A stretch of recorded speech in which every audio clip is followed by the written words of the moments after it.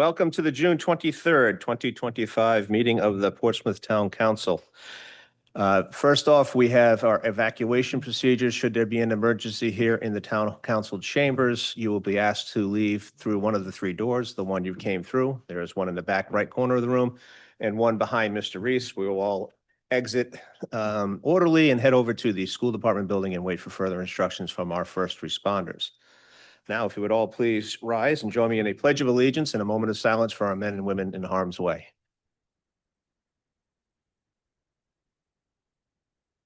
I pledge allegiance to the flag of the United States of America and to the republic for which it stands, one nation, under God, indivisible, with liberty and justice for all.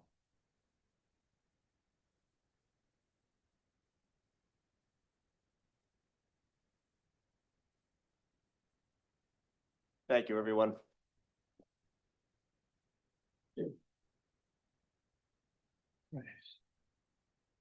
Madam Clerk, roll call, please.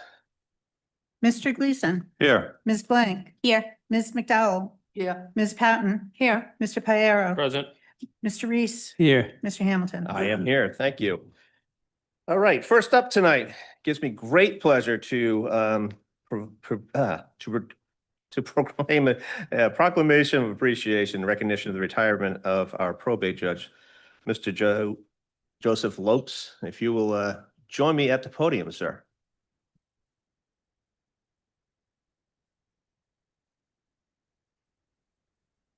Thank you.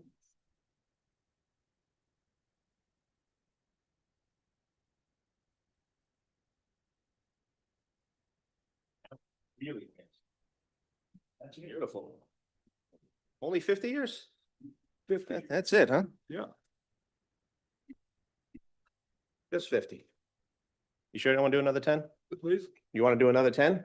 No? Okay. I don't think my family can take it. They're tough. They can take it. They have to get me out. Do they? I would think you're getting Jennifer. You know, MJ was pushing her around a little bit. Yep. All right. The Town of Portsmouth, Rhode Island, proclamation of congratulations. The Town Council, on behalf of its citizens of the Town of Portsmouth, wishes to extend their thanks and appreciation to Judge Joseph C. Lopes on the occasion of his retirement following his many years of dedicated public service as the Portsmouth probate judge. For his service from January 14th, 1975 to June 30th, 2025. In recognition whereof, I, Keith Hamilton, as President of the Portsmouth Town Council, hereby set my hand and cause this seal of the Town of Portsmouth to be hereby affixed this 23rd day of June 2025. Wonderful. Congratulations, sir. And thank you very much.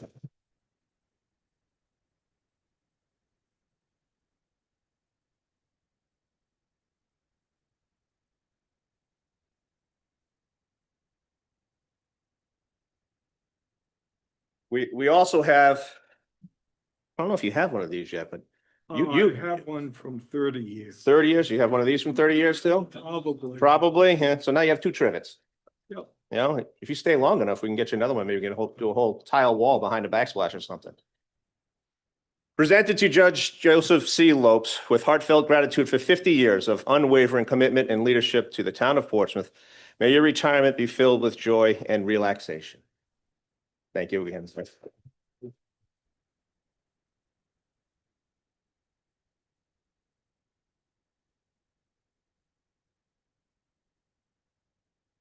Thank you.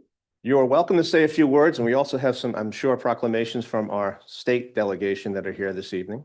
Okay. Would you want to wait? Yeah, the only thing I think I'd like to say is that my job as probate judge was made very easy by the people that were supporting me in the clerk's office. I can remember going back to, I'm not sure if it was Ernie Platt may have been the first that I worked with. I would think so, yes. Yeah, and everybody has always been so supportive, and everything was done for me. I'd come and everything would be ready and we'd have our session. and be gone. That's as much as I appreciate everything that they did. But I think in the 50 years, I don't think I ever missed a session that I'm aware of. That's pretty Yeah. impressive. Yeah, and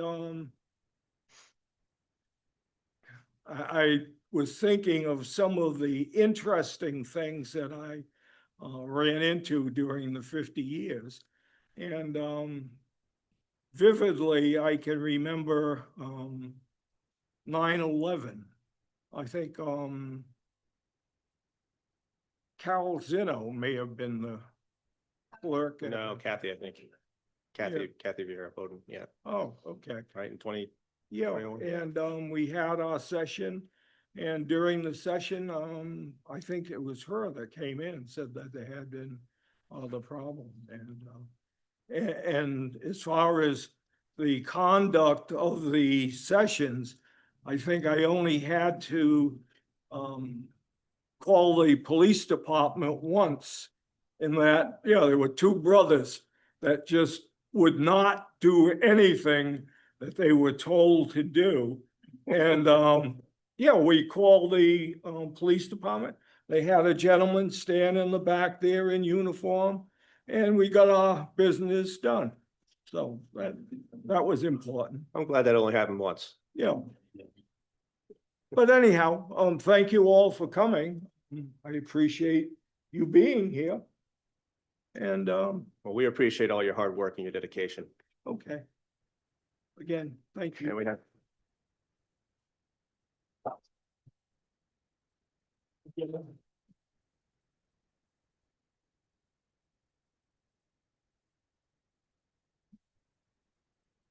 So I'm here to present a Senate citation, which reads, "Be it hereby known to all that the Rhode Island Senate hereby offers its sincerest congratulations to the Honorable Joseph C. Lopes in gratitude for your 50 years of dedicated service as probate judge of the town of Portsmouth, and best wishes for a happy retirement." And it's presented on this date by the Senate leadership. So thank you so much, Judge Lopes. Okay, thank you.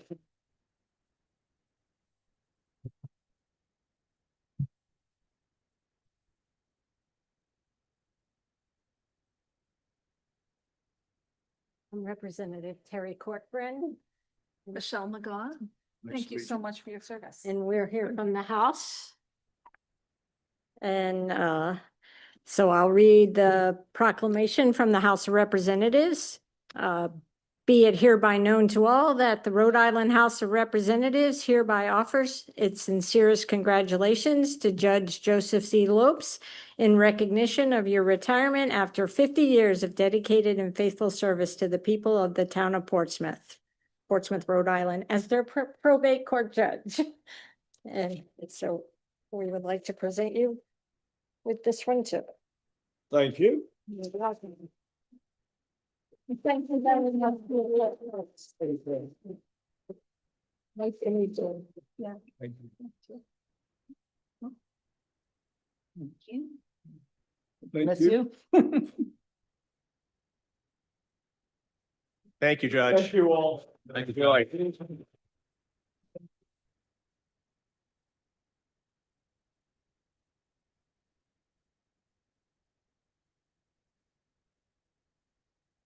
Judge Lopes, you don't have to stay for the rest of this. You're more than welcome to go home and relax. All right, next up, we have our consent agenda. Do I have a motion to approve as presented? So moved. Second. All those in favor? Aye. Opposed? Motion passes 7-0. Next up, we have our minutes from the 6/9/25 meeting. We have a motion to approve as presented, or any corrections or changes? So moved. Second. All those in favor? Aye. Opposed? Motion passes 7-0. Next, we have our town administrator's report. Mr. Rayner. Good evening, Mr. President, Town Council, ladies and gentlemen. As a follow-up to my remarks at our last meeting regarding the tragic incident at the Portuguese American Citizens Club, I'd like to provide a brief update on the town's ongoing efforts.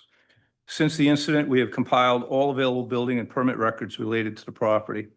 Our planning department continues to review and organize town records to determine the history of the structure, with a particular focus on the exterior staircase and whether there are permits or documentation associated with its construction. Given the age of the building, however, the records are limited, but we are assembling what we can. The Portsmouth Police Department continues to conduct its investigation, and we are supporting that effort fully. All departments involved are working to ensure information is shared appropriately and that all facts are carefully documented. At this point, our primary objective remains to understand when the staircase was built and whether it was constructed with the appropriate approvals or inspections. That process is undergoing. As stated previously, we are not drawing conclusions about fault or failure. Our focus remains on fact-finding, transparency, and public safety. We will continue to update the council and the public as additional information becomes available. In the meantime, our thoughts remain with the family and the community members affected by this tragedy.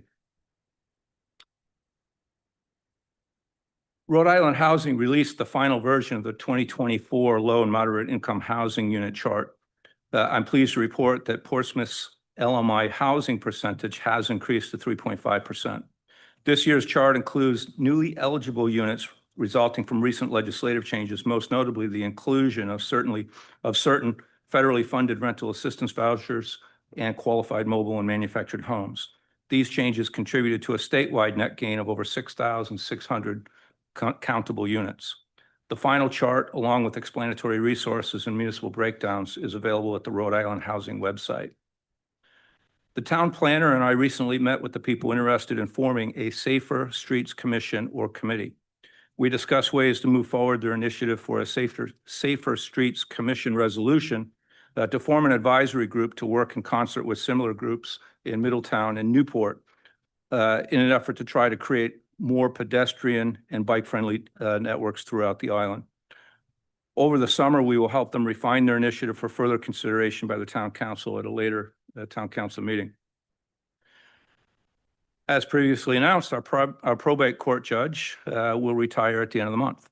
The town council has selected our current municipal court judge to assume the role beginning in July. As a result, he has submitted his resignation from the municipal court, creating a vacancy. We are currently soliciting applications for the position of municipal court judge, and applications will be accepted through July 1st, after which all submissions will be submitted or forwarded to the town council for your consideration. With respect to the curbside and transfer station programs, the town's curbside waste collection service begins next week.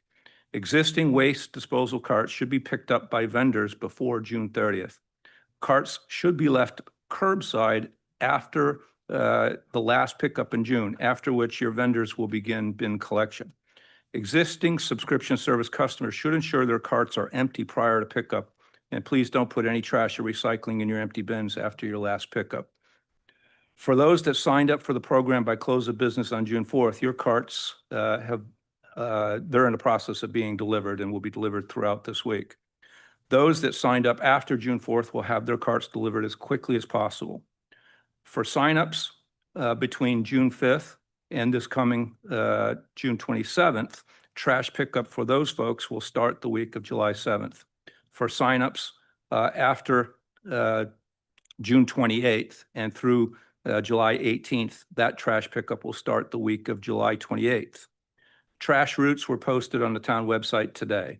Normal pickup days will be Monday through Friday, and then there'll be a one-day delay for holiday weeks. As of this morning, there are 2,805 households signed up for curbside, 900 for the Headley Street transfer station, and 36 for the Prudence Island transfer station. A reminder that an electronic waste collection event will take place on July 19th at the Portsmouth High School from 9 a.m. to 12 p.m. A truck will be stationed at the Prudence Island transfer station 1 week before the e-waste event, and this collection is open to all residents. Another reminder, we are still accepting nominations for the 2025 Portsmouth Award. This annual recognition does celebrate outstanding individuals, businesses, and civic organizations whose dedication and service have made a meaningful and lasting impact on the community. Nominations can be emailed or delivered to the town administrator office up to close of business on Friday, this coming Friday. Close of business is 2:30 on Friday. You can find instructions and guidelines under the news and announcements section on the town website. Following tonight's meeting, the next town council, regular scheduled town council meeting will be July 23rd. The extended break between these two meetings provides an opportunity for staff to schedule vacation time. During this period, department heads will ensure all essential functions continue without interruption and that town services remain fully operational for the community. Please note that Town Hall will be closed Wednesday, July 4th in observance of Independence Day. And lastly, the Public Utilities Commission is seeking written comments from the public concerning Rhode Island Energy's demand response and energy efficiency plan for Aquidneck Island, which was filed in response to an Energy Facility Siting Board, an EFSB order related to the LNG, or the liquefied natural gas vaporization facility on Old Mill Lane. The plan addresses ways to reduce or eliminate the need for the facility during peak winter demand. Comments are due July 17th, coming up, and more information, including links to the filing and instructions for submitted comments, can be found on the planning page of the town website and on the commission's website. Mr. President, that concludes my report. Okay, a couple quick updates. One, check your flight schedule because the meeting will be the 21st, not the 23rd. 28th now. Oh, what did I say? 23rd, 28th. Yeah, okay, 28th then, either way. All right, Good. thanks. And for those who are getting collection who are on Fridays, they will get it on July 5th, the Saturday. If you're scheduled for curbside, correct? Okay. And then those for Monday and Tuesday will be obviously the week after because we're starting July 1st on Wednesday, Thursday, Tuesday. So the Monday will We be will start the first Monday. We're starting on June 30? That's correct. Okay. Ms. McDowell. Just a quick note here. Mr. Rayner, is it possible to add that the transfer station stickers are on sale too, as well as curbside on that sign out there? Or not? Sure, I thought it was. We'll make sure that happens. Thanks. And I think it's also important for folks who have transfer station stickers. July 1st is just June 30 is your cutoff.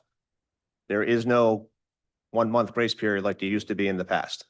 Yeah, for those, we do understand that Saturday after the July 4th, that's the July 4th weekend, there may be people who have forgotten or just delayed buying their transfer station sticker. There will be somebody in Town Hall that Saturday morning who will be available to sell a transfer station sticker on that Saturday. Thank you, Mr. Rayner. Any other questions? Thank you, sir. Up to resignations and appointments. We have some reappointments. First up for the Economic Development Committee, reappointment. Motion to reappoint Mr. Michael Mignot. Second. All those in favor? Aye. Opposed? Motion passes 7-0. For the Pension Advisory Committee, we have the two reappointments for Tracy LePage and Howie Ty. Motion to approve. Second. All those in favor? Aye. Opposed? Motion passes 7-0. In the Tax Assessment Board of Review, we have 3 vacancies with 1 applicant. Motion to approve Mr. Tremblay. Second. All those in favor? Aye. Opposed? Motion passes 7-0. Because there's some new business items that may affect our old business of our final budget approval, we will be doing new business before old business tonight, and a little bit of a change to what we normally do, but that's okay. So first up tonight, we have a brief discussion of how the Rhode Island League of Cities and Towns helps the town of Portsmouth. We have their director, Mr. Randy Rossi, here this evening. Good evening, sir. Good evening, Mr. President, members of the council. Thank you so much for having me this evening. Randy Rossi, Executive Director of the League. I have with me as well this evening, CJ Donovan, our Associate Director. So we appreciate everyone taking the time to allow us out this evening. The League is a private nonprofit, nonpartisan group that was founded in 1968. Our focus is on the interest of all the cities and towns throughout the Ocean State. Our core beliefs are about supporting strong local funding, expanding local revenue options, ensuring fully funding of the state mandates and programs that the state instills upon us, respect local difference, preserve local control, and encourage local innovation. The league is really here to be a full-service operation for all of our cities and towns. A perfect example just actually came out just the other day, and I know we had some representatives from Portsmouth there. One of our members mentioned about trying to get a good understanding of what's going on in purchasing and how to use purchasing collaboratives in the master price agreement. Our leadership team sat down and we came together with a nice program with a local solicitor and put on that training a week ago Friday. So we had a great turnout, about 40 municipal staff members from across the state. And I want to say there was 4 members from the town of Portsmouth that got to participate in that. The league is governed by an executive board made up of 21 members. That is well broken up between elected and appointed officials. And we actually have a nice spread between all the size communities. So we have 6 large communities represented, 8 mid-sized, and 7 small. So it's spread across the board, throughout our state. We have an advocacy side, but also an education and research side. That tends to be the one that people forget about. So weekly, we have trainings in all different vocations, such as finance, DPW, certain legal aspects of municipal government. Whatever the hot topic might be, we conduct those sessions every Wednesday, which are open to all of our members. They are virtual trainings, so it gives the opportunity for people not to leave their office and and stay up to date on what's current. And I just mentioned about the in-person training. We do about 30 throughout the year, in person, all different lengths of time, depending on the topic. So if there's something that's going on that the community is looking for, we're always happy to put it together and get the group together. We're always open to new and innovative things that we can bring out to our group. Another great training aspect, and I know some of the members of the council, some members of the school committee participated in our newly elected officials training that took place in January. It's a great opportunity to both network as well as get the nuts and bolts of being an elected official. So we appreciate everyone's participation and always trying to never stop learning.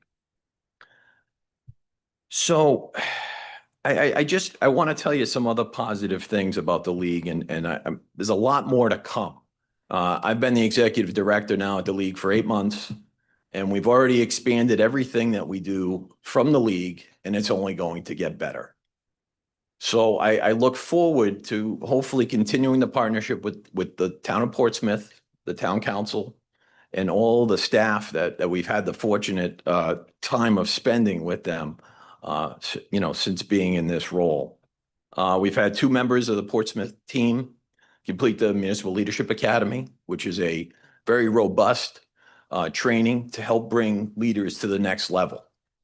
So it's just these ideas that come about from our communities that we help put together and help make a difference with your workforces.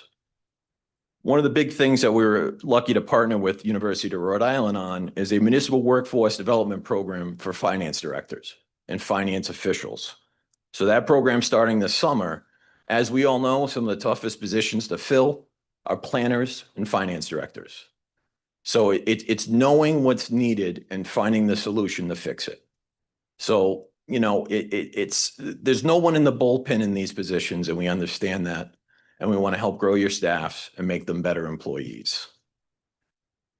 During this session, and I'm very glad of the fantastic delegation that you have here, and some are still with us this evening. We had a very productive legislative session this year, working with the House and the Senate. The league is making a representation at the State House. In years past, it was mentioned that we weren't as involved in the process at the General Assembly, and we've changed that. Every time they're in session, we're there, we're engaged, we're helping to make bills better, and we're helping to bring things forward that are important to our cities and towns. Some of the big things that you actually saw in the budget, which was very successful for the town of Portsmouth, seeing some increases both in general aid as well as education aid, is part of the partnership with the General Assembly. Being able to find those dollars to get them back to our communities. So I know the budget wasn't 100% of what everybody wanted this year, and I get it. You know, there's just only so many dollars and the tree's not growing out in front of the State House. So it's really about finding the ways to make things work, come up with new innovative revenue sources, and helping to get those dollars back into our communities. I know you have a very long budget. I have a lot more details to provide. I do have written information here that's available to all of you as well as to the public. And I'm more than happy to answer any questions and get into any more detail that anyone might have. Thank you, Randy. I appreciate that. I was excited, and I will thank Representative Corcoran to see the 2% increase in the motor vehicle excise tax that I've complained about for 4 or 5 years now. It's finally an escalator in there, which is good. 2% is better than 0. The additional educational funding was also very helpful as well.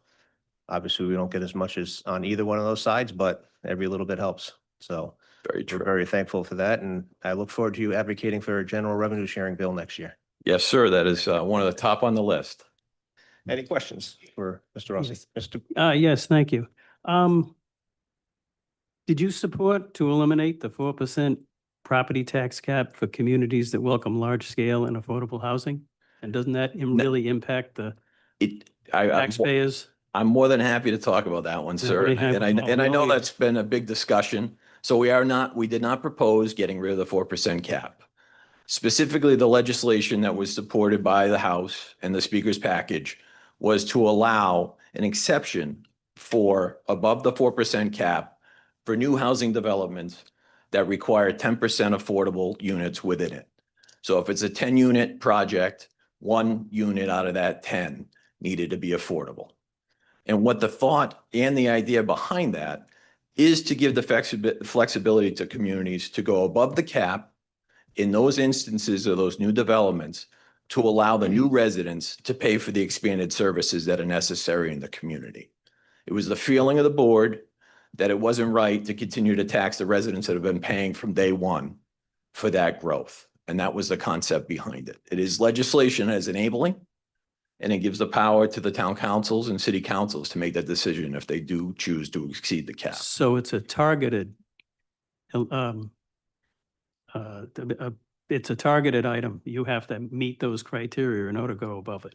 It's Correct. only for the housing and large scale housing and affordable housing. It's only for that, right? Correct, sir. It's not across the board. It's not getting rid of the cap. It's an exception, as with the other exceptions that currently exist under the law. Thank you. No problem.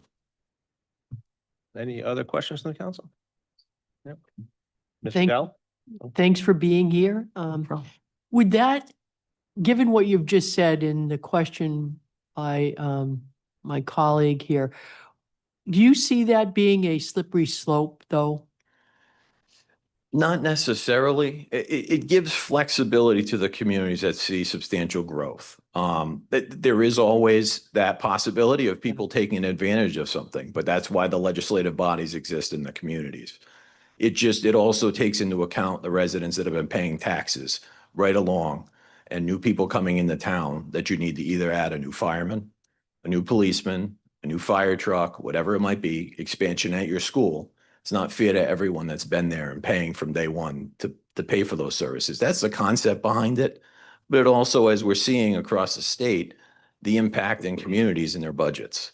So given that flexibility, just is another option. It's another tool in the toolbox. It's not something that needs to happen. I'm not suggesting it to happen. It's something that's been on the radar of the league for, I want to say, at least 10 years going back through the records. And that was the only intent behind it. No problem. Mr. Gleason? Thank you. Thank you for coming tonight. No problem, sir. I think that was our biggest concern was that, how that was worded, and thank you for straightening it out, as best as possible. My only question is, The process that's in place now, if we wanted to exceed the 4% cap, we would have to petition, for lack of better words, the General Assembly to do so, correct?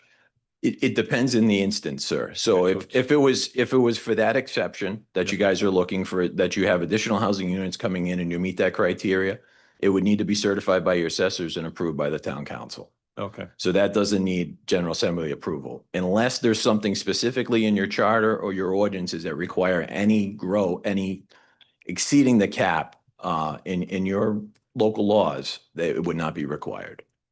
and that's how it stands now? I mean, there wasn't anything changed in this last session, is that correct? Correct. It just, all it added was another reason to exceed the cap. Okay, thank you. No problem, sir. Any other questions to the council? Mr. Fitzmaurice, you have a question or a comment? Mr. Rossi, hello, sir. Larry Fitzmaurice, 50 Kristen Court. Thank you, Mr. President.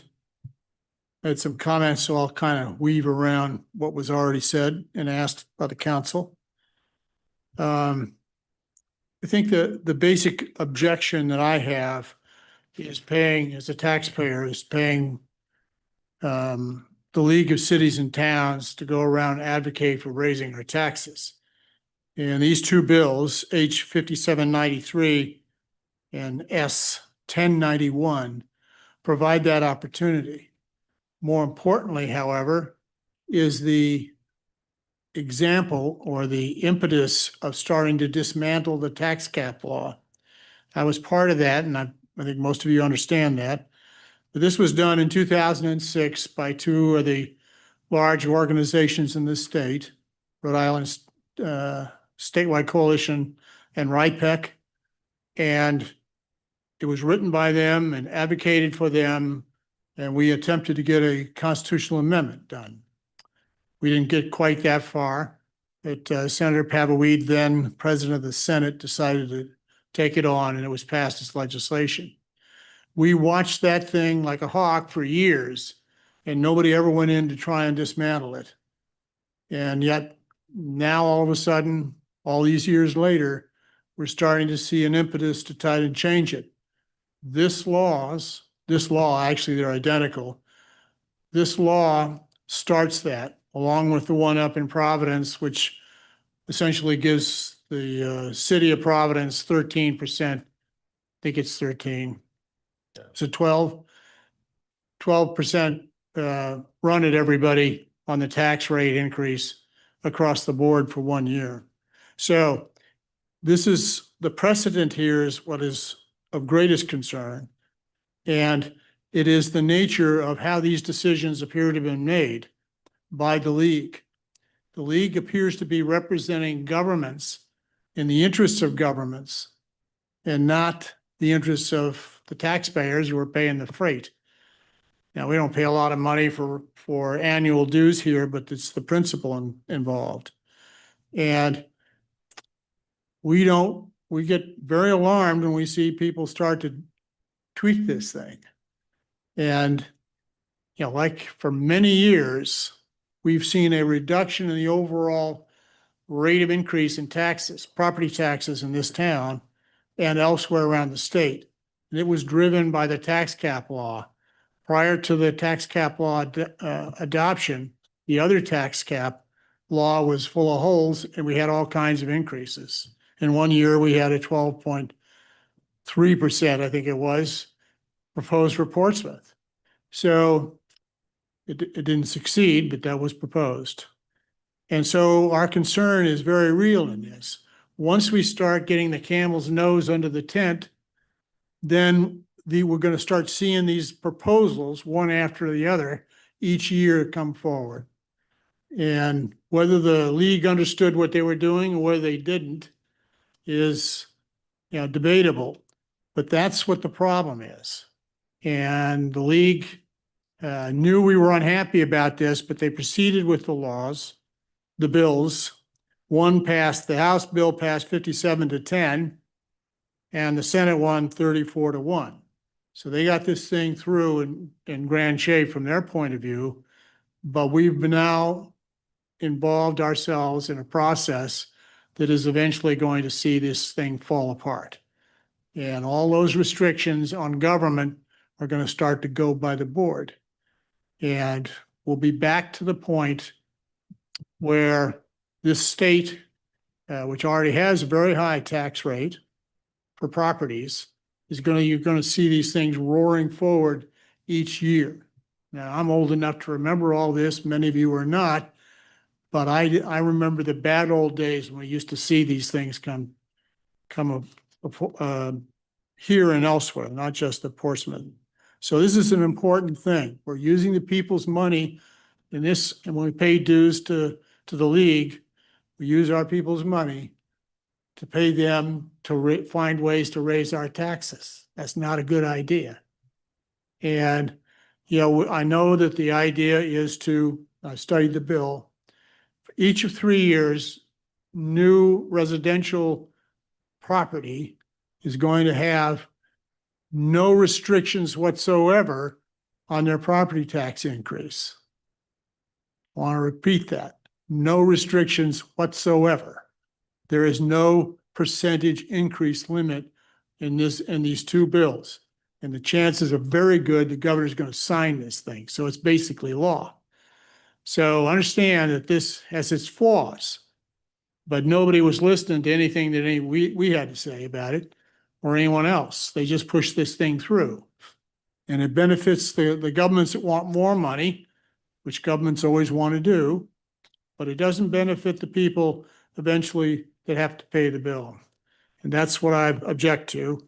And I don't think the council should be using our tax monies to encourage people to dream up methods of increasing our taxes. Because sooner or later, this will come home to roost here in Portsmouth. Thank you. Mr. Rossi. Thank you, Mr. President. Just to answer a couple things about that. One being, the league did not intentionally go against the town of Portsmouth, just to be clear on that. I answer to a board of, an executive board, which is made up of 21 members. The majority of that board voted and supported putting this legislation forward. By no point was anyone looking to hurt the taxpayers. I'm a taxpayer, as all of you and everyone in the crowd. I've been in municipal government for 21 and a half years, and the last thing I look to do is raise taxes. Okay. The state of Rhode Island, over the last 10 years of all our municipalities, averaged a 2.16% increase across the board. So that's the average that's taken place across all of our communities. There is no intent to overtax. And the difference between what's in this legislation, which has to check a lot of boxes to be considered, and what was done with the city of Providence and some others that are exceeding the cap, those are one-time exceptions with special legislation to do so. This is completely different from that and by no means in the same ballpark. Also, there is a cap. By having that amount over the cap that they would be able to do. So you would be required to actually do a 4% increase plus that amount in your community for 3 years straight. So that's based on what's being legislated by the local body, making those decisions. By no means is that what's trying to happen. We're not trying to make people go over. But when times are tough and you need to find a way to fund those new services, you need to have the right opportunity to take advantage of something like that. It's not encouraged, and it's definitely not anything that I push for. Ms. White. Thank you for coming here and elaborating on that. Is there a time frame limit on these new development houses and the tax additional cap that might be implemented? Or can you help me better understand? Sure. So at any point going forward from when the law goes into effect, so in future fiscal years, if you have at least 10 units that are developed and 10% of them are affordable, you have the right to exceed the cap by that amount. Just that piece, those 10 units can exceed the cap. But that would also mean that your community required a 4% increase to begin with. And that would be the piece above it. So it's just based on timing of development and when communities have housing in the hopper. The increase over the cap, is there a number of years that is limited to? 3 years. 3 years, thank you. Just want to point that out for clarifying. Thank you so much, Councilwoman. Any other questions? Mr. Rossi, CJ, thank you both for coming down tonight. Appreciate it. Thank you, sir. Look forward to seeing you soon. Definitely. Thank you all. Next up, we have new business number 2. We're going to open a public hearing from the request of Kimberly Herman to approve a variance to sound limits set forth in Codified Ordinance 257, noise for an event to take place at 33 Sea Spray Drive on August 9th, 2025, from 3 to 6 p.m. to allow for live amplified music for a fundraiser to benefit the Portsmouth Fire Department. We've had enough noise ordinance hearings. I should know that variance by heart now. Motion to open the public hearing. So moved. No, second, sorry. I'm tired. I still haven't recuperated from last. All night. those in favor? Aye. Opposed? Motion passes 7-0. If there's anybody here that would like to speak for or against it, the variance? Hearing none, I would entertain a motion to close the said public hearing. Motion to close the public hearing. Second. All those in favor? Aye. Next, we'll vote on the actual variance, so. So do I have a motion to approve the variance with the same 75 decibel limits that we've had before? Or are we gonna let them blast the doors off down there? So moved. So moved what? Oh. I Which think one? The first. 75 and blasting the doors off? No. the first 75, one. okay. The normal one, yeah. Second. All those in favor? Opposed, Nay. motion passes 6-1. Sorry, it's not Good. opposing. If you see other hearings, I'm opposed to creating a cap. It's a variance for a reason. It's on principle, not on the event. So I apologize.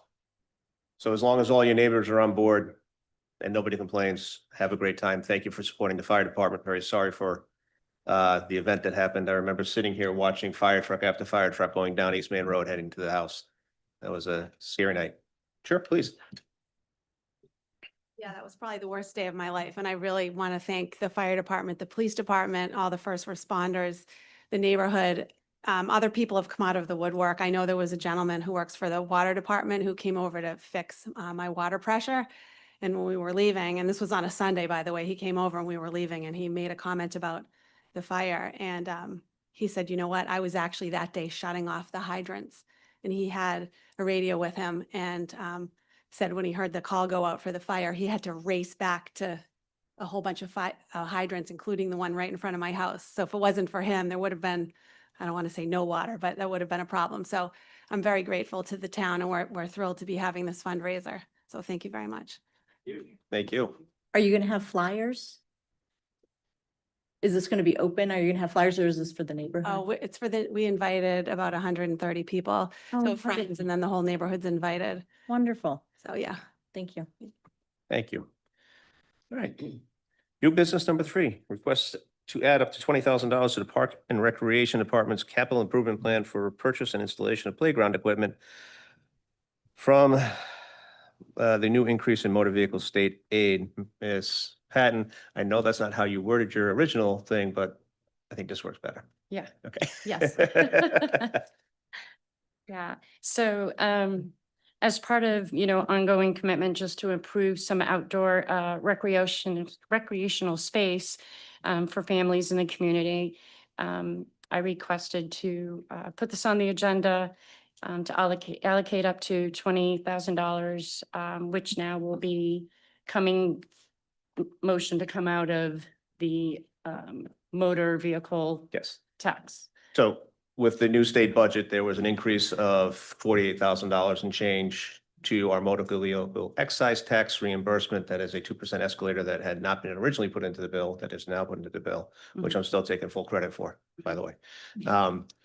And also $103,000, I think is the right number for state educational aid as well.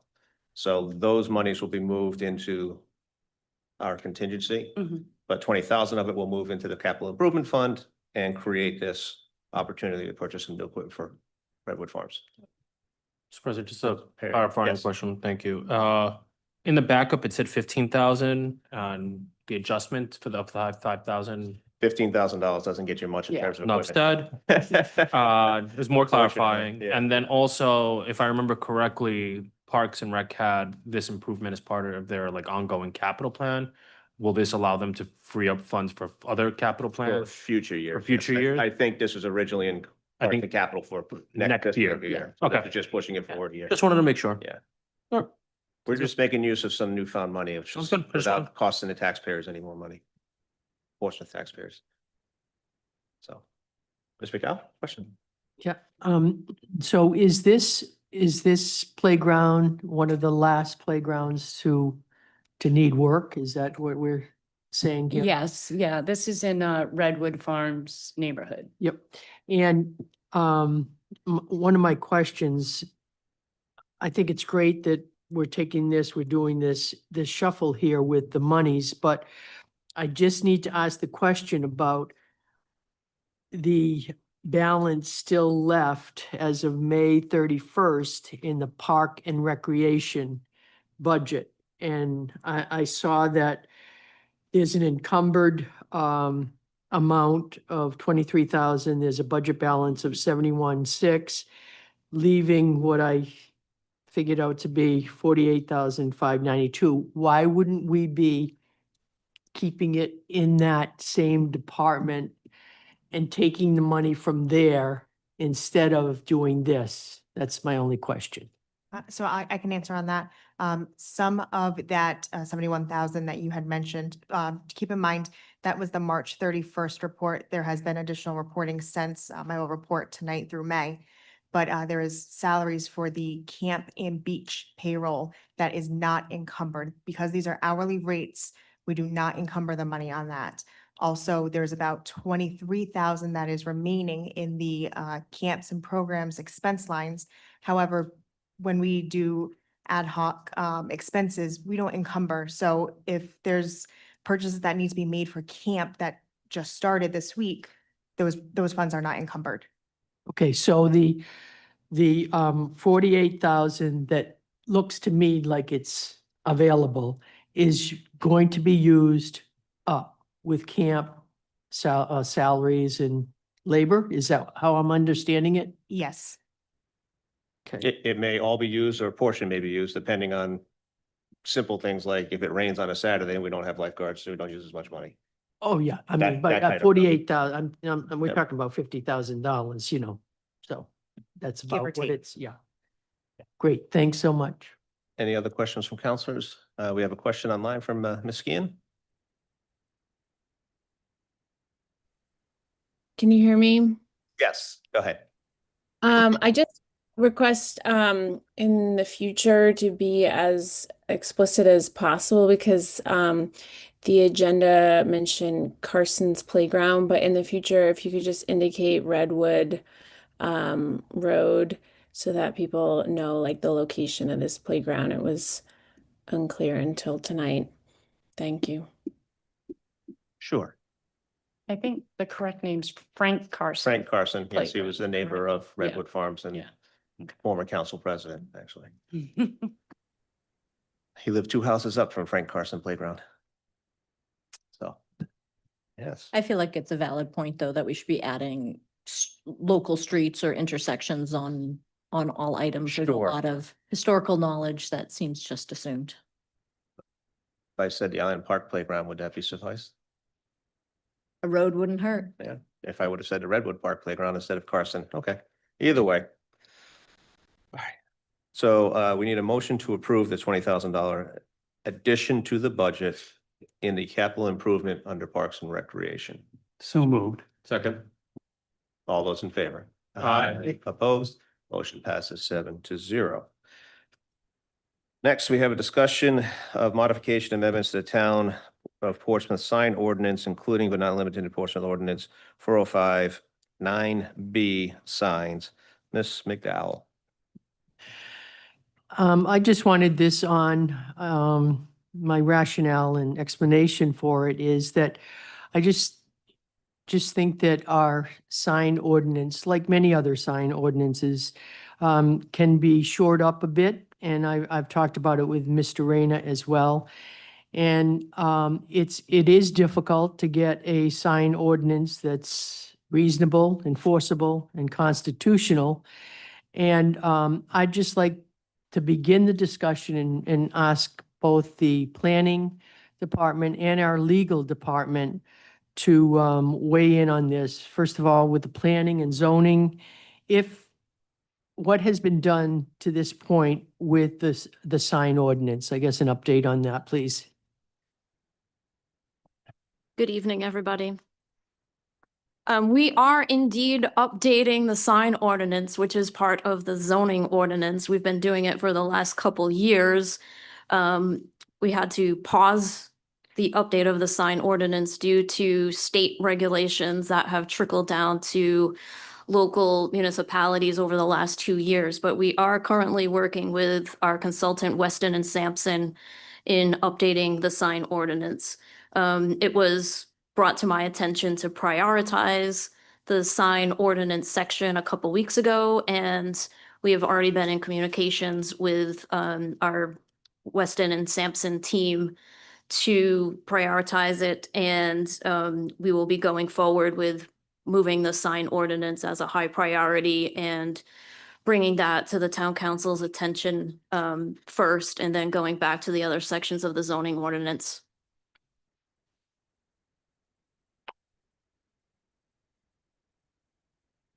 So, do you think that by doing that, what's your personal feeling on whether or not, from what you know of other communities, whether or not we'll have a success rate in getting a sign ordinance that is enforceable, reasonable, and constitutional?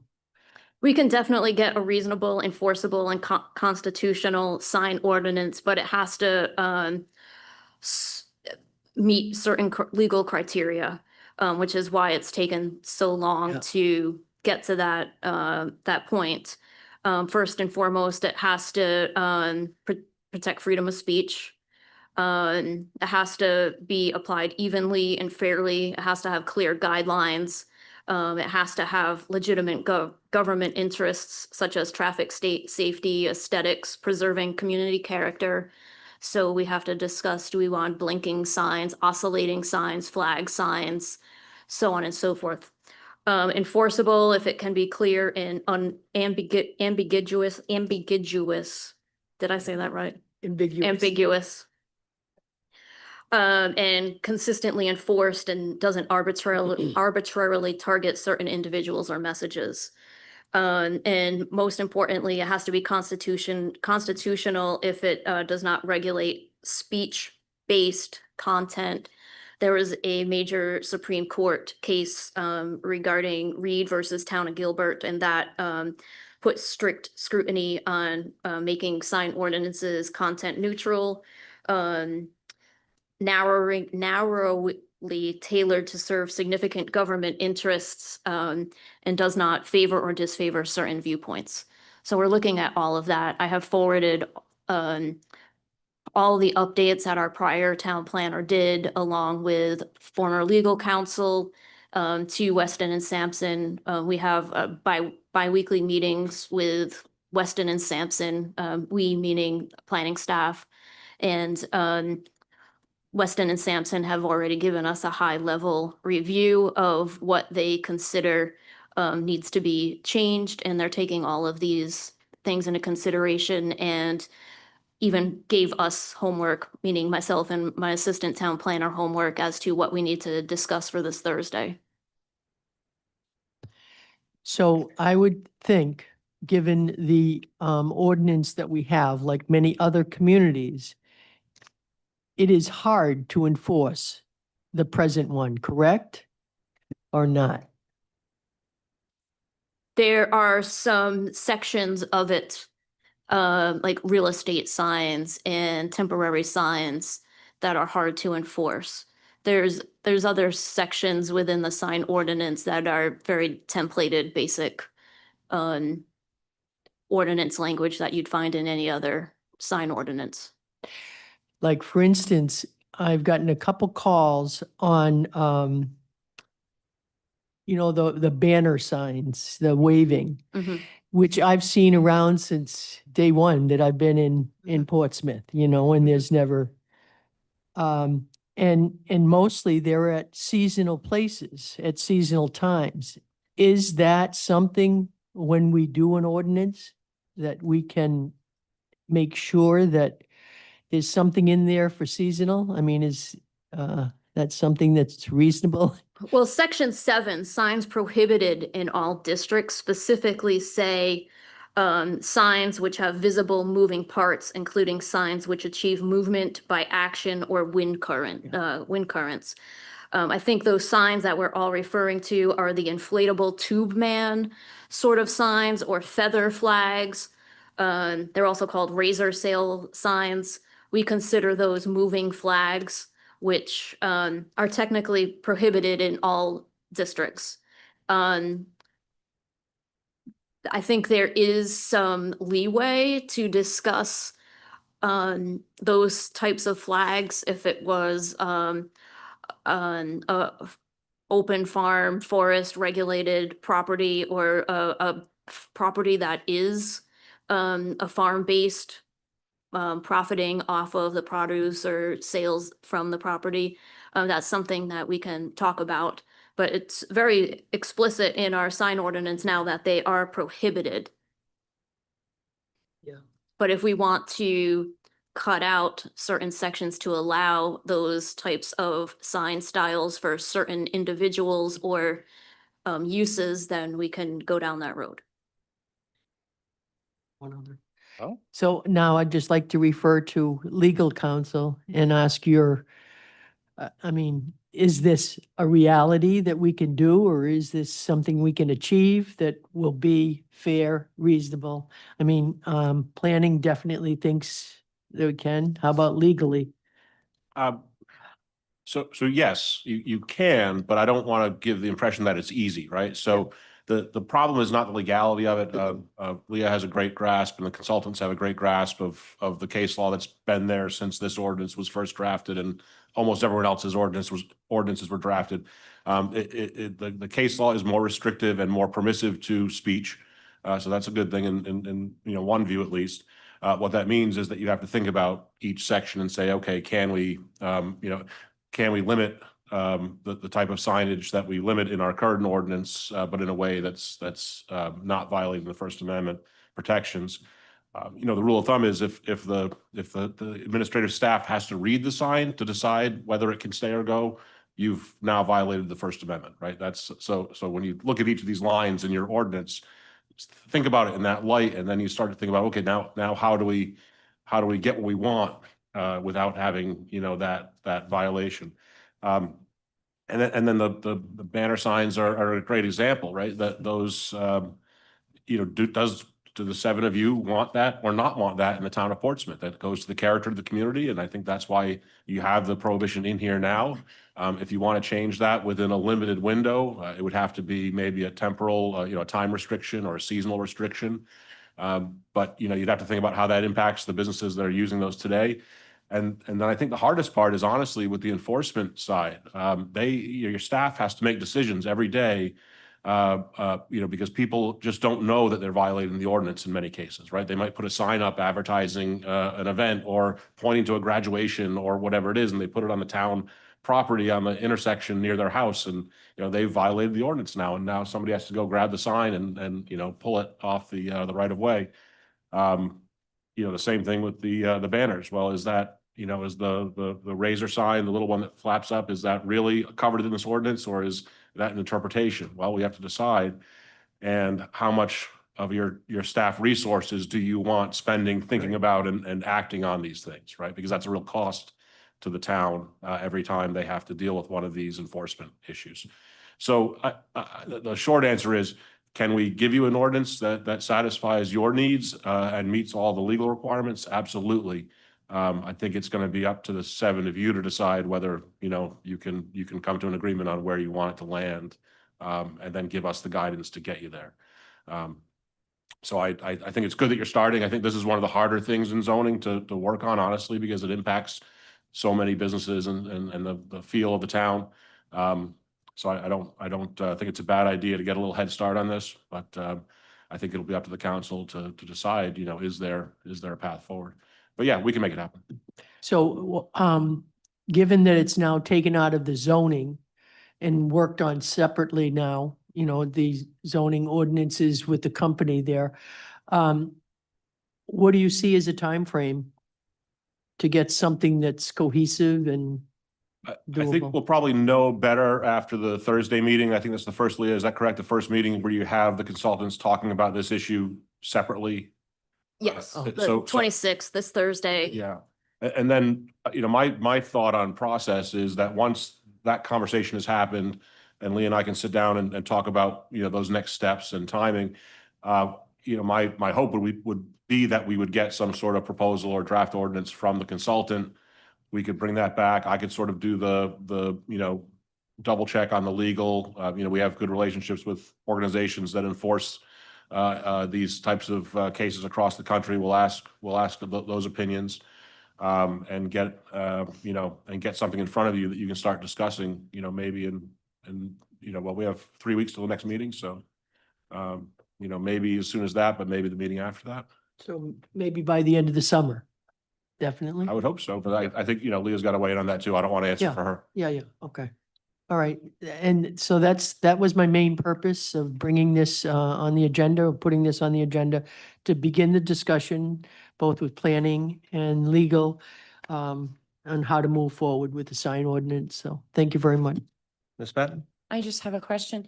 Leah, can you tell us are there fines and fees for like those flags or things like that? Or what is the enforcement now? We have been trying to be business friendly with the building official going to different businesses, or when he sees a flag, going to that business and saying, hey, the sign ordinance currently does not allow that type of flag, feather flags, whatnot. Can you please remove it? It's been a 50-50 as to the responses that he's been getting. And now we're getting feedback as to the importance of those types of flags for businesses, while other commercial businesses may not be in the same parallel type of business with like a farm, for instance. So we're hearing feedback from both sides. But there's like no fees or We anything have being- not Right. instituted any fees to this Okay. point. Thank you. Any other questions, Council? Ms. Mike? Thank you. I'm also a very small business, very pro small business. I feel like it's an unfortunate waste of the town hall community's time, to be chasing after these, and in support of small business as much as possible. Can I just chime in on one point that I maybe should have added in, but responsive to Councilwoman Blank's thought there. I think it's good to be pro-business, but we have to understand that we're putting the staff in a very bad position if we're saying to them, this is a clear, as Leah said, this is a clear prohibition on the books in Portsmouth. But because we care about business, we're not going to enforce it against these particular businesses.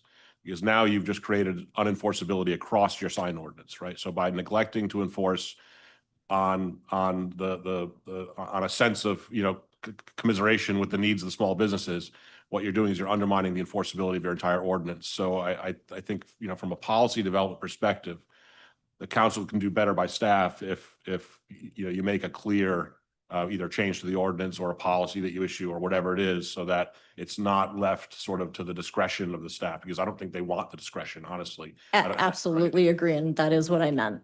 Okay, That I don't need to hear about waving signs, and want to make it clear in the rules.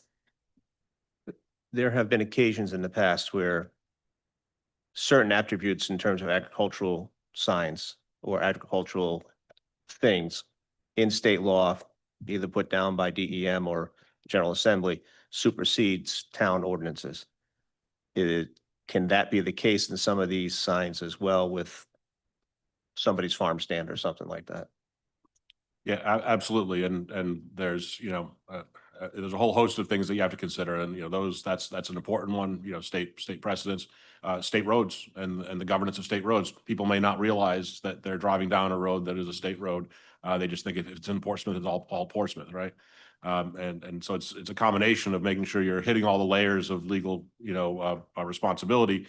And also at the same time, educating the citizens, so that they understand either I can't put this sign out there on the curb, or I can, or I shouldn't, or I can come to town hall and get a, temporary permit or whatever that might be. I think it's not something people give a lot of thought to until they mess up. Thank you. Mr. Fitzmaurice? Thank you.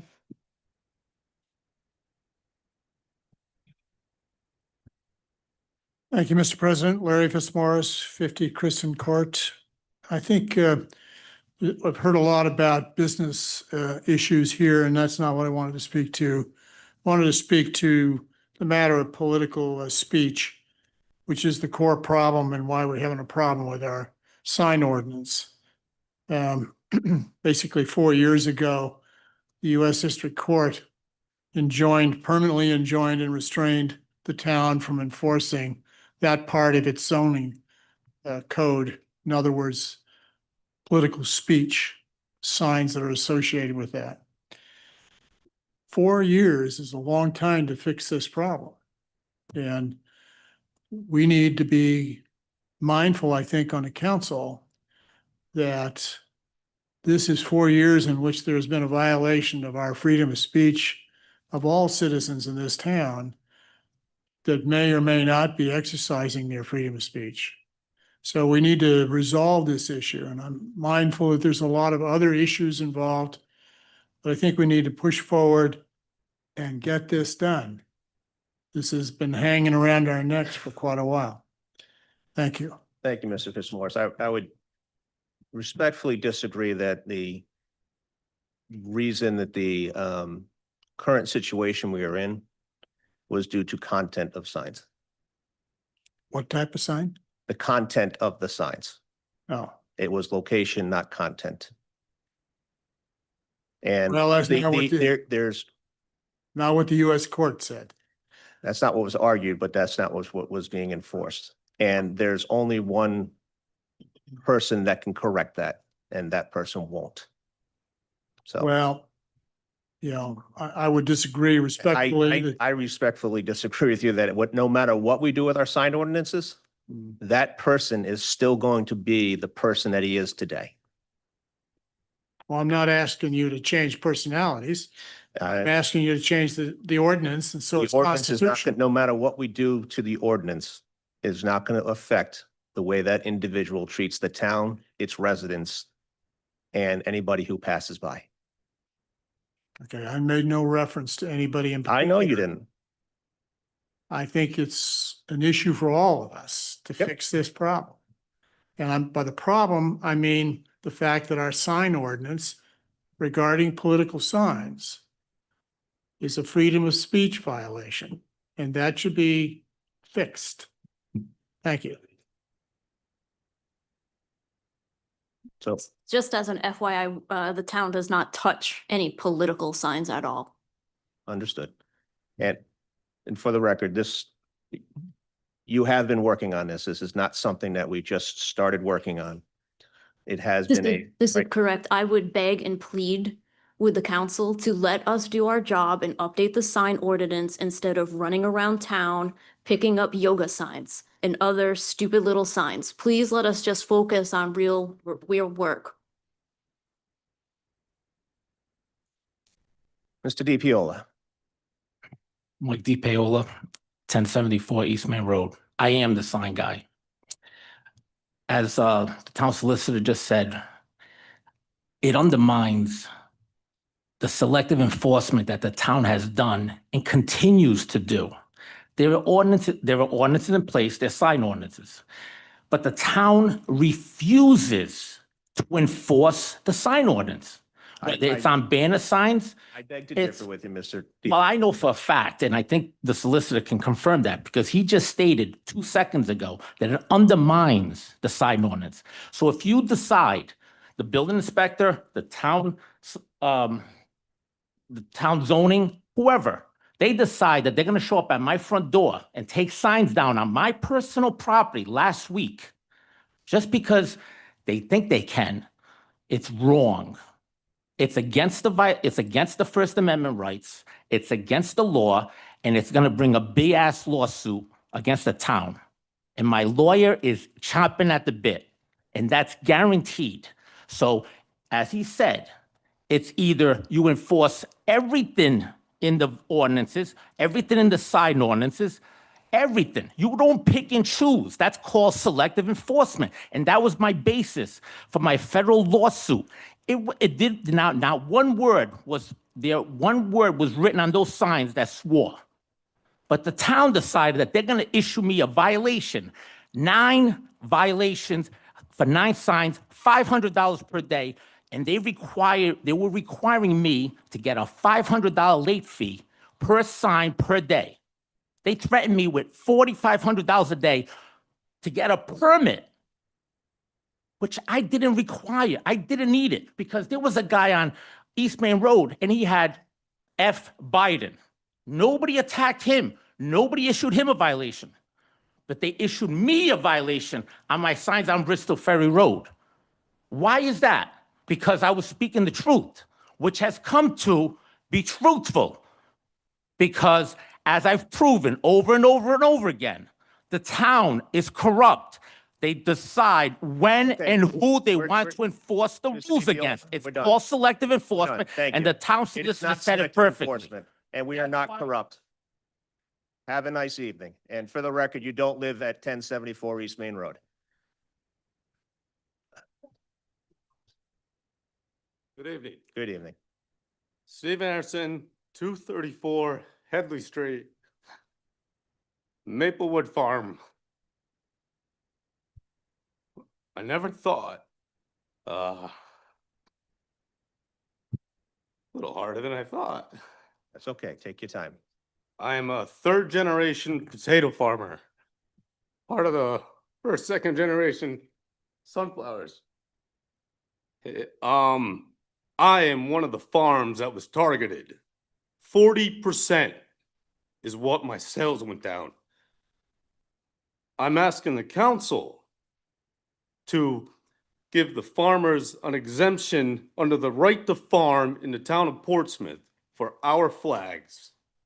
Because I don't want to be the last generation to farm because of a flag. All of us farmers are struggling, whether it be help, the cost of all the equipment. It's not easy. And by the way, I don't mean to be yelling because, all right, nobody needs to want to hear somebody yelling. These sunflowers I just picked, they are about to bloom. I cannot stop them. I'm sorry if I'm yelling. I can't slow these down. There is no way to slow these down. They are about to bloom. The flags are what bring people into our farm. I am the 3rd generation. 2nd generation is sitting back there. My aunt. So I'm asking this council under the right to farm to give the farmers an exemption.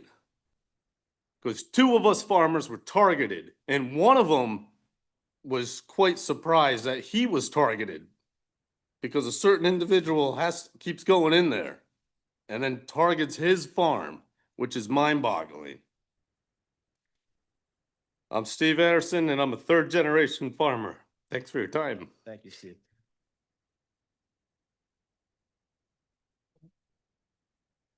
Yes, ma'am. Good evening. Cynthia Hanson, 501 Sandy Point Ave in Portsmouth. I was born and raised in Iowa, so farms are king. And I have been a customer of all the local farms for the last 25 years since I moved to Rhode Island. And I urge the council to put into the ordinance a seasonal exemption for the farmers to bring customers to their farms. On both of the main roads, it's sometimes the only way you know what is being currently offered from these farms, like you pick strawberries or flowers or sunflowers. And I believe that Portsmouth has this agricultural history, and it is the character of the community to preserve these farms. And so I would ask that you take that under consideration when you draft your new ordinance. Thank you. Thank you.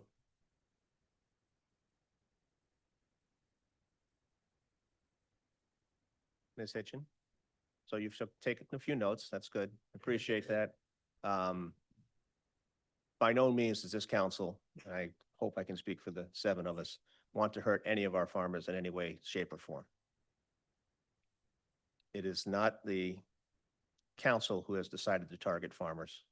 It is individuals. So if you can take into consideration, look into the previous or other ordinances that have seasonal exceptions, specifically for the right to farm acts that are out there, I would appreciate it. I will do that. Thank you. Any other questions or comments for either? I just want to state my support of local farmers. I appreciate all the work that you do. I recognize how difficult it is, and that is the backbone of this town. Thank you for all you do. Mr. President, my suggestion is that, you know, we know the ordinance needs a lot of work, but if we can do anything as soon as possible to help the local farmers and allow them a variance to the ordinance, if you will, for lack of better words, to get up a sign to promote their business. There was a farm on Union Street. I don't believe they're farming anymore, that had signs at both locations of Union Street for years. And I don't know whether that was legal or illegal, but nobody ever complained about it. There's been complaints about it. Yeah, Spooner's Nurseries. So, Been a couple of different things, but Spooners was the last. yeah. You're talking about. But anything we can do to help the farmers is much appreciated. Yeah. Thank you. That's it. Fantastic. We shall move on to new business number 5, school department stage 1 through 4, schedule a 5-year capital plan for, this is for new capital items for the school department. There he is. Dr. Kentworthy is here this evening. Outside of school hours and the school year. Summer has begun. Yes. So thank you, Mr. Hamilton, and good evening, council members. I am here tonight to present the timeline for stages 1 through 4 of the school department's next 5-year capital plan.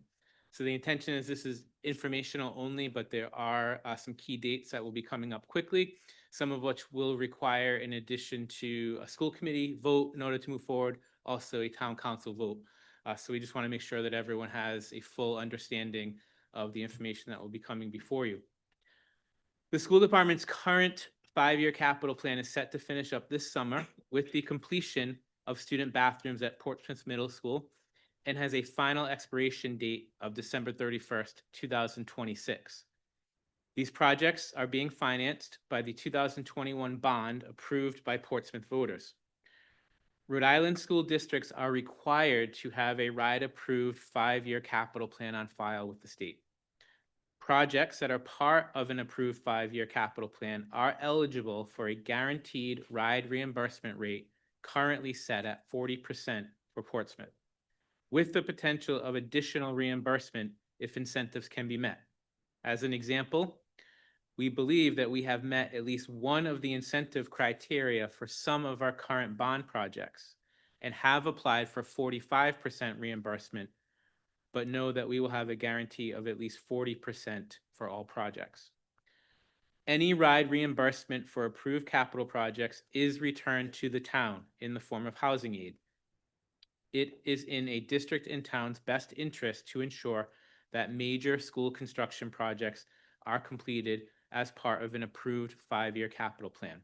Otherwise, the maximum reimbursement rate that can be received is only for the first $500,000 on a project. And of course, I don't have to tell you that we are living with an example of that right now with the work that needs to be done on the Portsmouth High School roof. For these reasons, it is imperative that we stay on schedule for RIDE approval of our next 5-year capital plan. To that end, the school committee approved the attached timeline, which corresponds with key RIDE deadlines on May 13th, 2025. The first item on this timeline has been completed. Immediately after the approval of the timeline, the school department sent out a request for qualifications for an owner's project manager to guide this plan. Several qualified firms submitted a bid, and a review team, which included Mr. Hamilton, Mr. Rayner, and Ms. Marsland, selected the Peregrine Group out of Rumford, Rhode Island as the winner.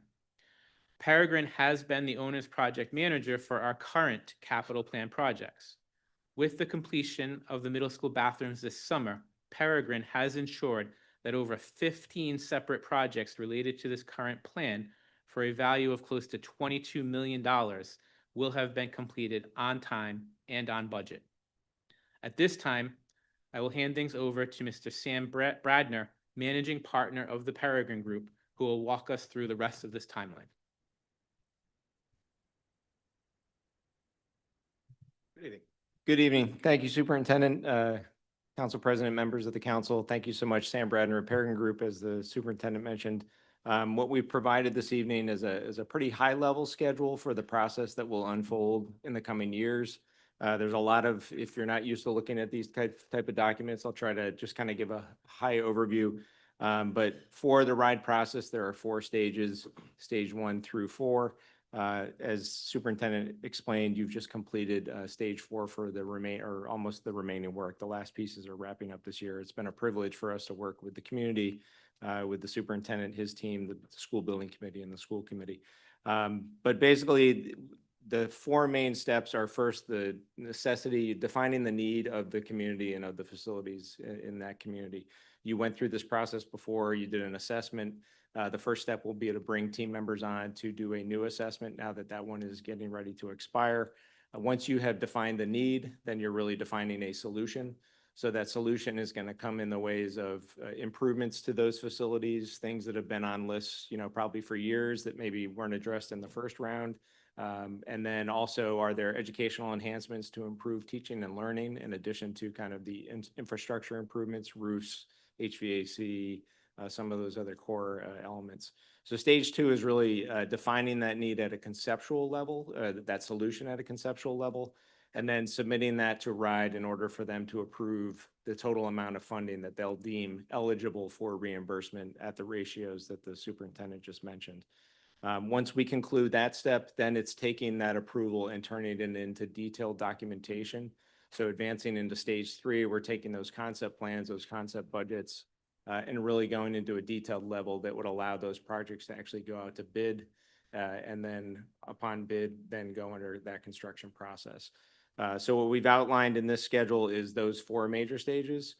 Each one is predicated on the previously being approved.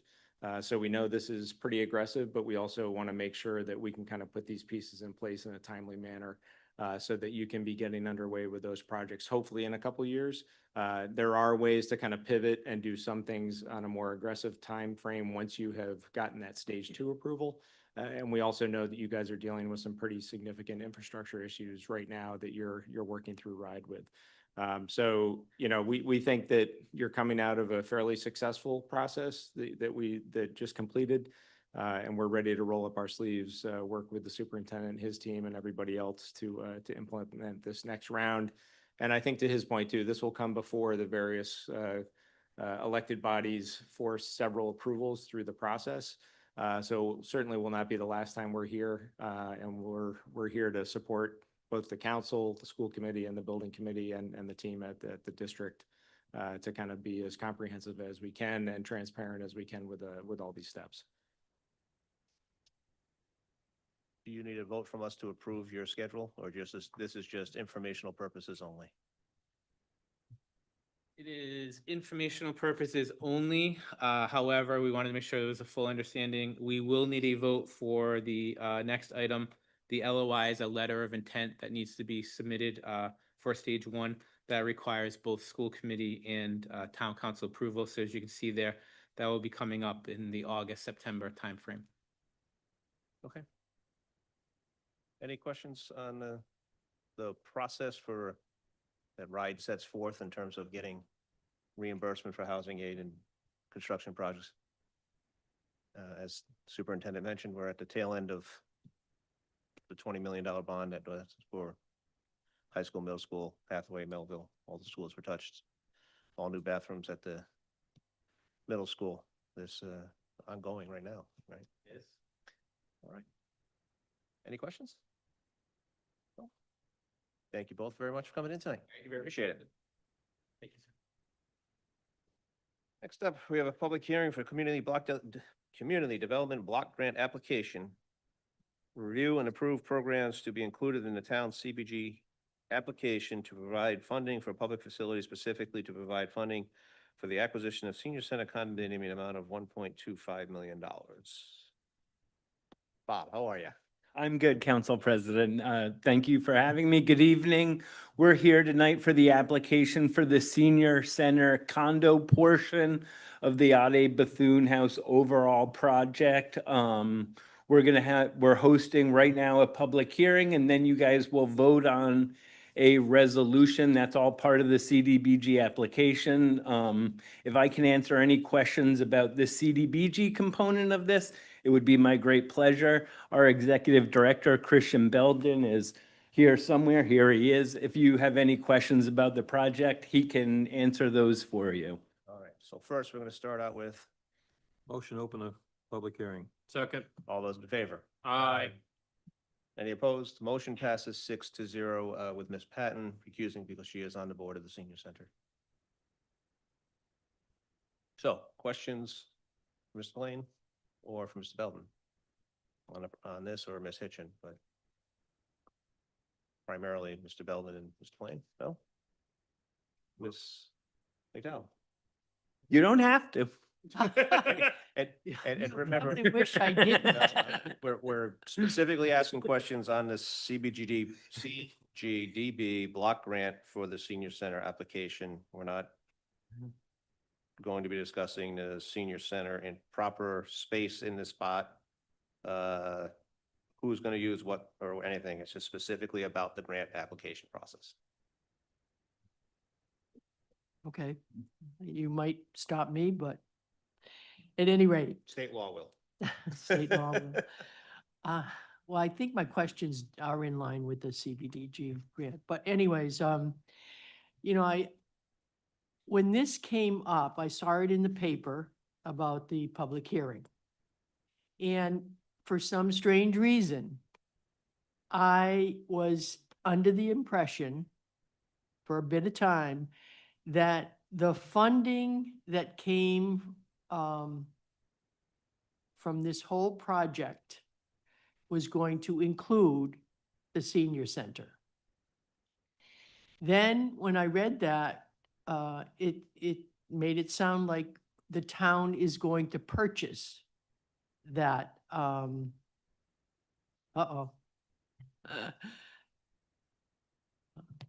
You know where I'm going. I've had a discussion, so maybe you can just go from there, I guess. Yeah, So- Christian Belden, I'm the Executive Director of Church Community Housing Corporation. And admittedly, this is an unusual situation. But it's easy to explain, and I think once you hear the explanation, it'll make sense to you. A development like this can't proceed to construction if there's a gap in its financing. And so of the 12 different sources of funding that we needed to make this development a reality, the community development block grant funds were one that we identified. However, at that point, it was very preliminary. We hadn't started construction. We were very far away from having a building that could be condominiumized, which then could be acquired by the town from the development. And so what happened is that Rhode Island Housing, very graciously, I think, stepped up to the plate and advanced the funds to replace the CDBG funding, with the expectation that then the town would apply for CDBG funding at a later date when we were closer, further down the road, to reimburse Rhode Island Housing for those funds that they advanced to allow construction to begin and to move this project forward. So the development is fully funded, 100% funded. If the Office of Housing chooses not to award this application, it doesn't change anything, except that the town won't have to pay anything for the condo. So the amount that the town will pay for the condo is the same amount that will get funded in CDBG, if anything.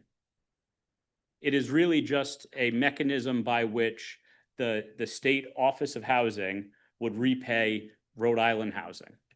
Okay, so was there a time though, or was I just dreaming this, that there was the possibility of the town leasing that area from church community. It's actually still a possibility. I mean, if the state prefers that the town lease the condo and prepay a lease, like let's just say it's the same $1,250,000, and they award that, but say actually for, whatever CDBG regulation reason, we would rather this be a 99-year lease that you prepay for $1.25 million upfront, then that could happen as well. So that would come out of town funds if that were to happen.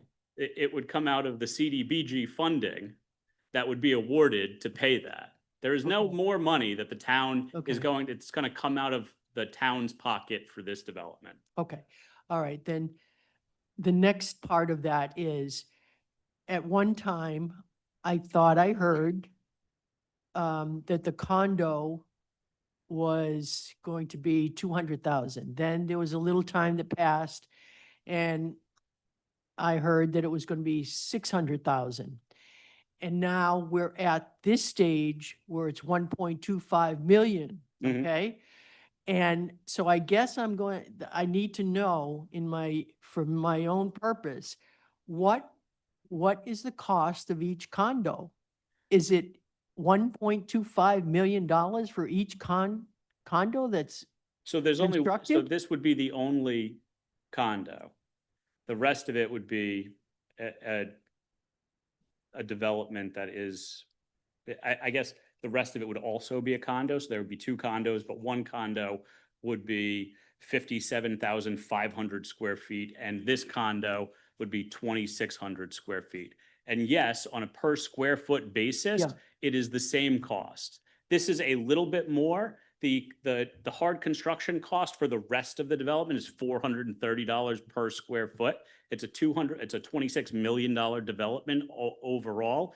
The cost, the 1.25 million divided by the 2,600 square feet of the condo is $480 a square foot, but there are expenses that are unusual in the senior center condo space. For example, I was just talking to Cynthia Kanicki today about the dishwasher that we're proposing to put into the kitchen in the senior center condo. It's $6,000. We also have a movable partition wall to create two spaces in the multi-purpose center, so that if you want to have a big dance, you can open it up. But if you want to create two separate areas, that's $40,000, right? So there are unusual expenses that are going into the construction of this condominium that are not the same, that make the price per square foot higher than it is for the rest of the building.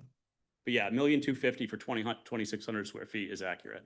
So, well, the main purpose of the difference in numbers is it just price escalation, or is it? So there's lots of reasons. So number one, it's a matter of getting construction estimates at different points in time. Architects prepare development design plans. They then move on to construction design plans. They move from 50% CDs to 100% CDs, and over those different stages, the contractor is providing different cost estimates. So you're going to have difference in prices until you get to 100% CDs anyway. Number two, there was COVID, and there was significant cost escalation as a result of COVID. And number three, and primarily, there was a refinement regarding how much of the overall senior center space could be paid for with low-income housing tax credit dollars. And so that's how you ended up with this portion, the 2,600 square feet, being $1,250,000. Okay. And so let's assume that with the town gets this condo for the senior center, without expending any of their own town, because it's going to be Rhode Island Housing it's going to be. It's just a pass-through. Pass-through, yep. And so now we have it, let's say, and, or we agree to have it. We don't have it yet, but we agree to have it. So, how does the town, what are the liabilities for the town in regard to that space? So I read in the grant that the space is going to be shared space with the residents and the town. There's parts of it that's are going to be open 24/7. Other parts are going to close when this facility closes, when the senior center closes. The fitness center is going to be closed when the senior center, but a senior center person, it sounded like, is going to be the monitor for that area. What happens if somebody gets hurt on our town, in our town condo unit? Who is going to be liable for that? I guess the same. Hang on a second, Christian. We're gonna stop because we've gone way far off of the CBG grant. These are questions that we can bring up another time. This doesn't have anything specifically to do with the public hearing for the community development block grant. I just, we need to stay on the agenda item. Okay. This does affect the way I vote, though, if I don't have answers to that. So I That's just, fine. FYI. If you vote not to have it, that's fine, but asking liability questions if it's within the context, if you wanted to say, is the town liable if we take on this money and somebody breaks a leg? That's different than who's liable just in general. But in terms of asking about specific items on the community developed block grant, that's what the public hearing is for. But the grant is for whether or not we're going to agree as a town to purchase this, even if it's a pass-through. So No, it's not. it's not. Okay, not. then. It's a enlighten funding me. source to repay Rhode Island housing. That's what he just said. Whether or not this happens or not, the town is still going to have a senior center condominium for the new senior center within the Addie Bethune house. Whether this happens or not. I mean, if the town gets awarded this $1.25 million, you could choose not to buy the condo. The issue what? You could choose not to buy the condo and just give the money back. Then what happens to the senior center? It's still there. For You've just, done a great disservice to Rhode Island Housing, who stuck its neck out to advance the town the funds to get this development, under construction. I wouldn't recommend it. Your likelihood of getting any CDBG funds or any other funds in the future would be definitely questionable, I think.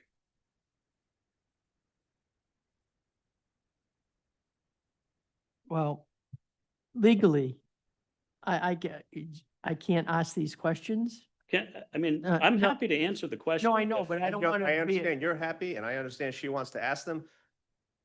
And I understand that the normal people who would complain if I allowed this to go further askew off of the agenda are the people who are asking these questions. So we probably wouldn't get sued, but we would get an AG complaint that we went outside of the Open Meetings Act and didn't discuss just specifically the grant application. Okay. That if this is nothing against you, Christian. But there are specifics in the grant application that can be questioned, correct? Yes, you can question the grant application, but you can't question whether or not somebody breaks a leg in a fitness center. Can I question what is the town's exposure in that? In terms of the grant In- application? No, in terms of people getting hurt, if it's, That's got That nothing would to do not with the be grant germane. application. what's that? That would not be germane. That's not underneath the grant application. That would, Councilwoman, you asked my thoughts on this. I don't think it's unreasonable you're being asked in the next item to vote on prioritizing this and having the grant application submitted.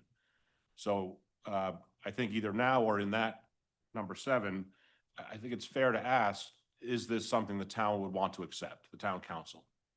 And the way you make that analysis is, what is our risk, right? And the money's a pass-through. The answers are very clear on that. I think that's not your question. I think it's, are there fees? Are there ongoing costs? Are there maintenance liabilities? Are there legal liabilities for injuries, whatever that may be? So I think broadly, it's not unreasonable to ask that question. Where will the day-to-day operations, maintenance, insurance liability, where will that live if this all goes the way Church Community Housing intends it to? I think that's a fair question in Thank the you. context of That's what you're exactly, voting on. that's part of my other questions as well. Is there anyone, can you answer that right now? I mean, I can say that the senior center condo at that time, if the funds are awarded, the town chooses to use those funds to purchase the condo to repay Rhode Island Housing, the town would then own that condominium, the same way that the town owns the current facility, which is operated as the senior center. And so Is that operated, I'm not sure if is that operated by the town as the town, or is it operated by a different entity? No, it would be the same as the Ann Hutchinson building. The senior center is a private, non-department organization. They're a nonprofit. They lease those facilities from the town. So they would obviously have to carry all the same kind of coverages and be responsible for all the same kinds of day-to-day operations that they are currently. We would be leasing that condo space, which is town-owned, to the Portsmouth Senior Community Center. And just for my own edification, has that, I assume that organization, that entity has reviewed and approved this and are willing to operate it once the town takes it, or has that happened yet? yeah, I mean, we've been working with the senior center from the very start. One of the first things we did was ask the town council to appoint an advisory committee. It included the director of the senior center, the board chair at the time, 3 members from the senior center.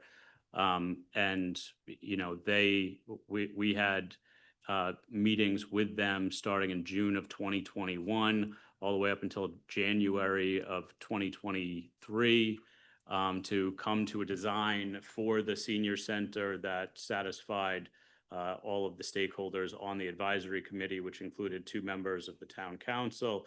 It included the town planner at the time, the public works director. And so, you know, that, yes, the short answer is yes. We continue to coordinate and cooperate with them to this day. It doesn't, you know, the agreement between the town and the 501c3 senior center, that's between the town. But from our standpoint, we are going to look to engage the senior center organization with a service agreement, because we need them to manage the programming of the senior center. This is an integral component of this development.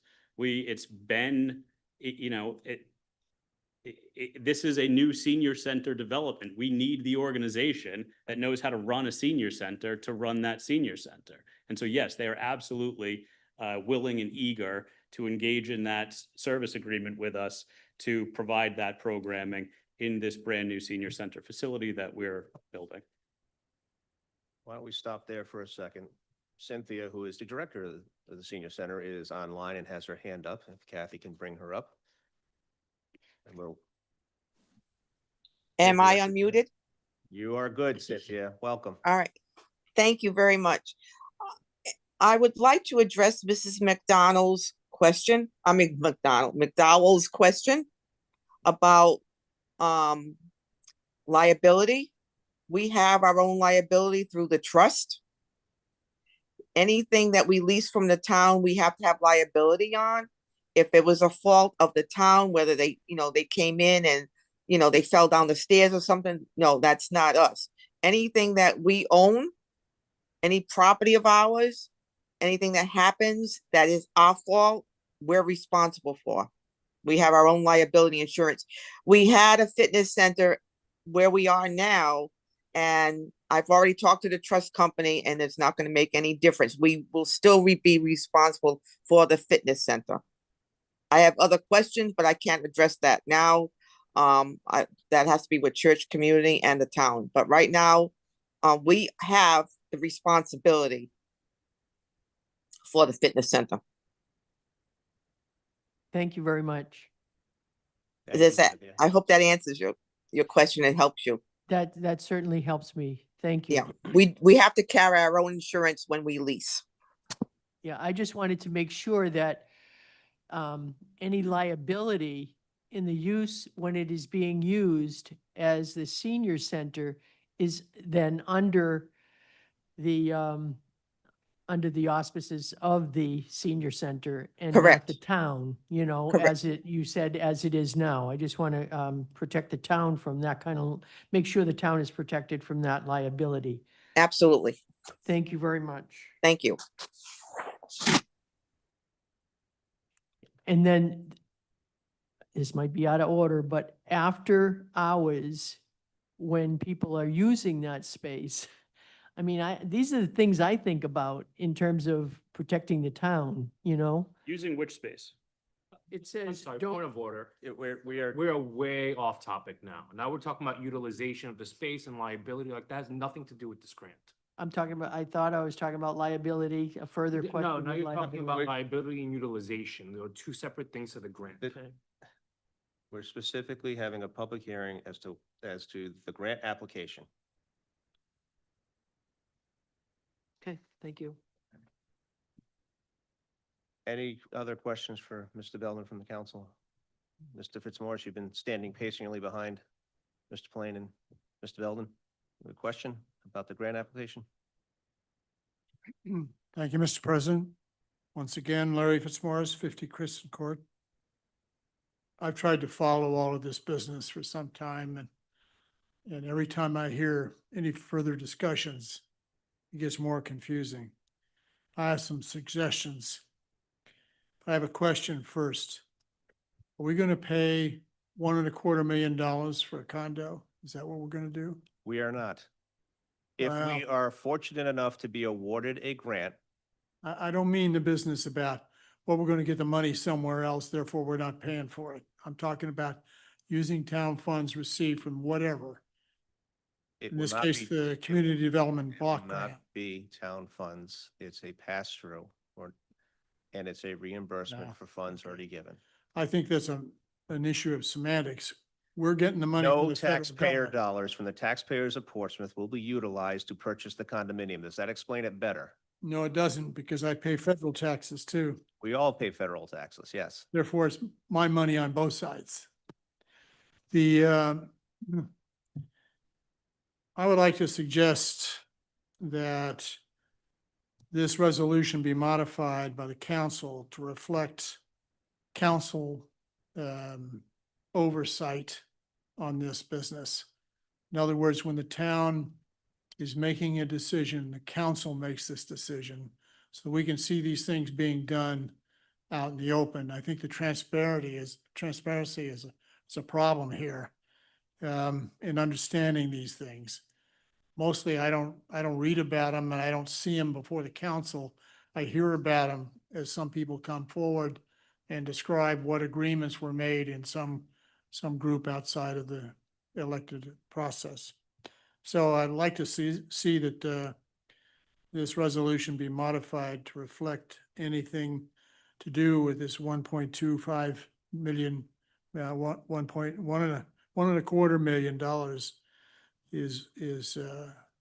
has oversight. The council has public oversight and public decision-making process. That is what we're doing right now.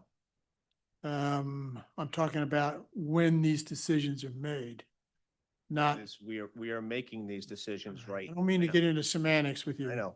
But it is a it's- semantic, but and I'm it- sorry. it- And by the way, this is a public hearing. I should be allowed to say what I want to say. You can, but this is the process of a public hearing for a CBG block grant. We do them a couple of times a year. And Mr. President, could I just add, I believe it's correct, and maybe the development folks can confirm this, but if the grant is awarded, it will have to come back to the town council for acceptance. Is that the case? No. Everybody, you're gonna sign a contract? Okay. That's what I'm asking for then. I don't know why that was so hard. Thank you very much. Can I just add that the contract the town will sign is a pro forma document that is the same, It's an identical contract that every municipality signs for every CDBG grant award. So it's not, the terms, the conditions, they're all, you know, a boilerplate for this grant, federally dictated. So there's, you know, in terms of transparency, you could look at any other CDBG grant contract that you have now and know what you're gonna get. Mrs. Gleason? Thank you. Karen Gleason, 63 Massasoit Ave. Thank you. I have a couple of questions. So full disclosure, I am a board member of the senior center and I've been for the past 11 months. And it appears to me that the town solicitor is under the impression that everybody's on board, the senior center folks, entity, and the town council. And there was this big meeting back in 2019, 20 or whatever. That's not really the case. So I have several members of the senior center entity coming up to me privately and saying, I'm not for this. So They're not for what? We're not gonna. I'm not for, just let me speak. I'm not for not having a standalone building. That they're very concerned. Different things that they hear, different things that they read. Like for instance, 24/7. Now, you're saying that we can't ask too many questions because it's just an application process.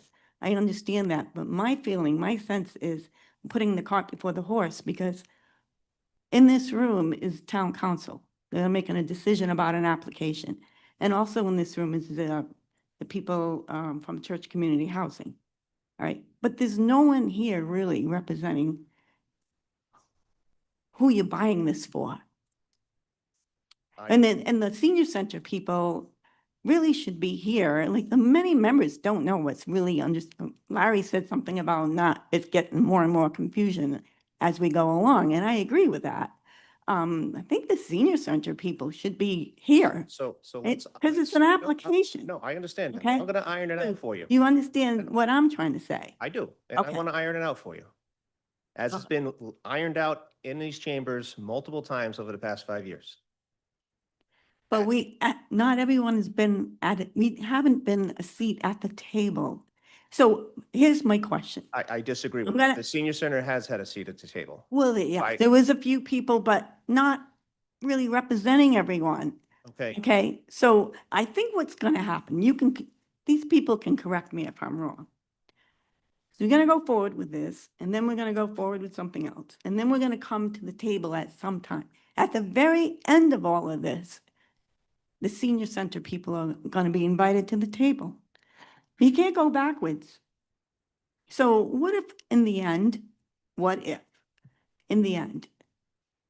asked the whole membership, 400 people or so, that they vote on this? We could do that as a senior center entity. Do you want to go really forward with this? And what if the majority says, no way, because we've seen all the agreements that they want, all the issues, concerned about 54 residents, not having our own space anymore. At one point, Mr. Belden said that the 54 residents can utilize the senior center space after 4 p.m., Monday through Friday. Well, that's not really what the senior center is all about. They like to use their space weekends and everything else. Now, you're going to say you're getting away from the application, but my point because is. You're trying to spin a Not yarn. in any way, I'm just So let me telling you how explain it to you how this is going to happen. seems to us. All right, so if the 400 members of the nonprofit senior center decide that they do not want to accept the town and church community housing building them a new facility, then the town will probably be forced to start their own senior center in said facility, and the 501c3 that is now the Portsmouth Senior Center will basically cease to exist. Is that where this is going? No, it's not. Where it's going is the current senior center staff will be running a senior center in the Ade Bethune house. Just the way they're running a senior center in an old dilapidated school building. And all of the other rumors and stupidity. These are that not, is these out are there not is- rumors. We just feel like They are- We feel like we don't have a say at this juncture. Maybe down the road we will. I'm hoping. Okay, Okay. finish up. Do you want us to approve or disapprove of this block grant? I'm We're not not going to go asking. any further with speculation on what's going to happen in 12 months. You guys have to make the decision, Great. okay? Please allow us to get there. It's, speculation is not doing us any good. I'm not speculating anything. You I'm just, just trying to tell you that there are a lot of concerns out there. yep, there are. On And I both sides. believe the senior center entity needs their own attorney and give us an opportunity to figure that out. That is up to the senior center board to get their own Yeah. attorney. Thank you. Any other questions on the application process for the community development block grant, which will be for $1.25 million to be funded through the town of Portsmouth, through the Rhode Island Housing and back to Rhode Island Housing, essentially, to reimburse them for payments they've already made for the purchase of said senior center in the Ade Bethune House. Motion to close the public hearing. Second. All those in favor? Aye. Opposed? Motion passes 6-0. Now, Thank you all. is there a motion? Well, I guess we'll move on to the resolution process. Are there any changes to the resolution, Madam Planner? We're good? Leah? Any changes? All good? Good. Bob? Good. Okay. Move that we accept the resolution as presented. Second. Any discussion on the resolution, which again would be to apply for a grant from the Community Development Block Grant Program and provide those funds back to Rhode Island Housing Correct. for the senior center section condo, whatever we want to call it, of the Ade Bethune House that is already being built, that others said would never be built just 12 months ago. Mr. Gleason. Yes, just for clarification, it does mention, and I think we had this similar discussion on the previous CDBG grant. Yeah, the one for the heating. Yeah, that there was some talk about adding the town council in lieu of the town administrator. But if our council has said that it will come back to us for us to have a bite at this final signing, I'm comfortable with not changing the language.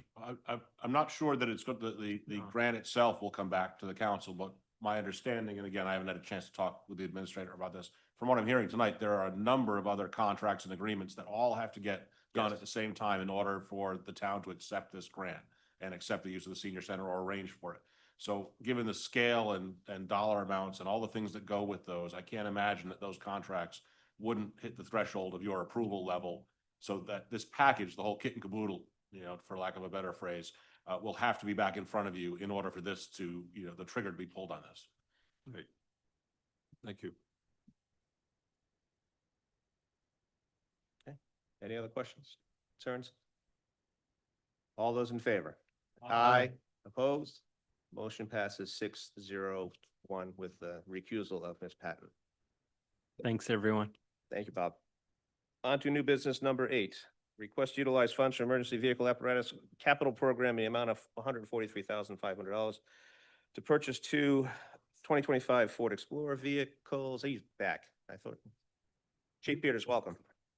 Mr. President, thank you, members of the council. The police department is requesting to utilize no more than $143,500 for the purchase of 2 2025 Ford Explorer utility vehicles.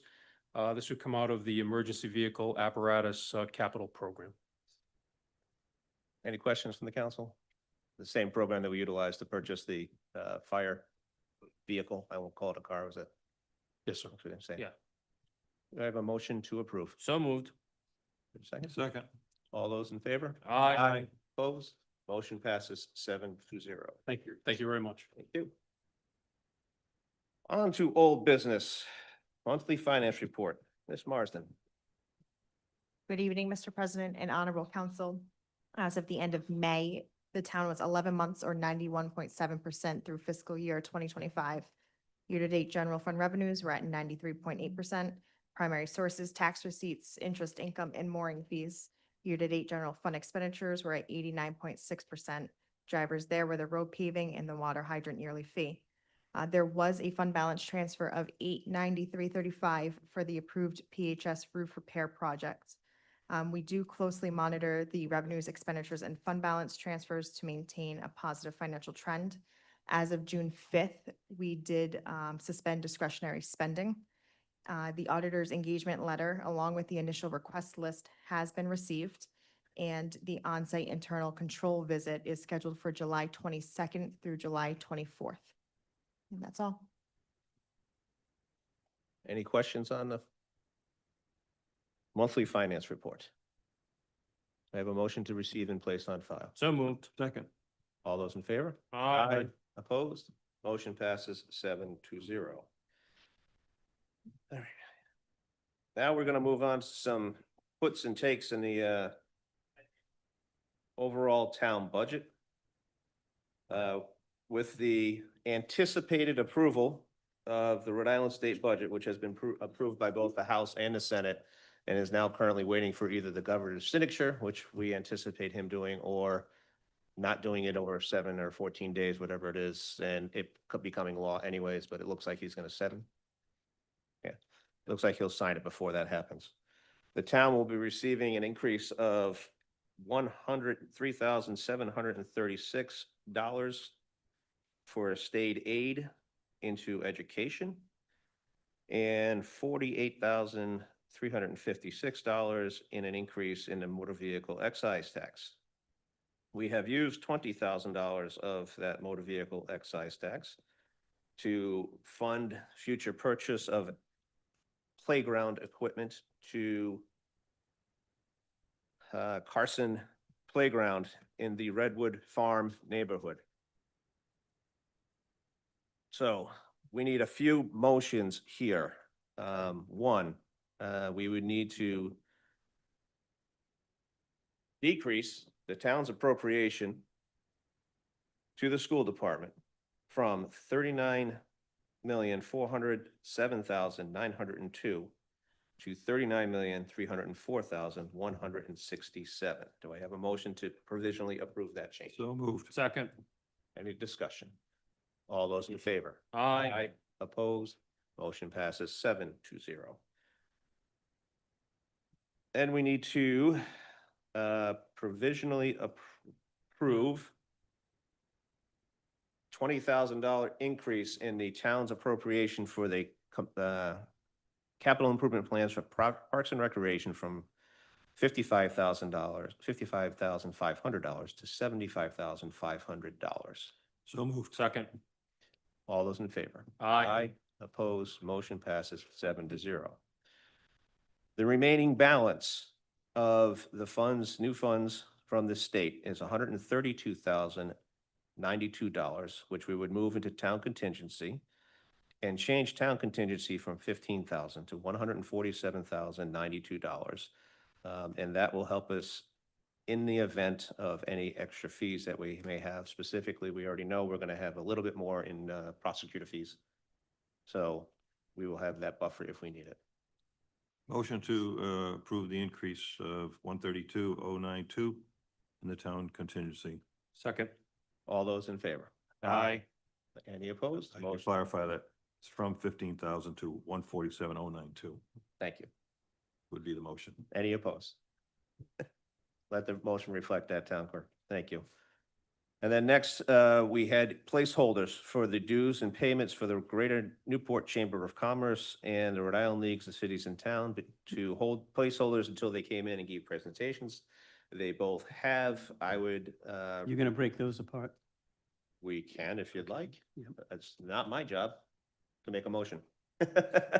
I'd like to make a motion to break those into individual motions.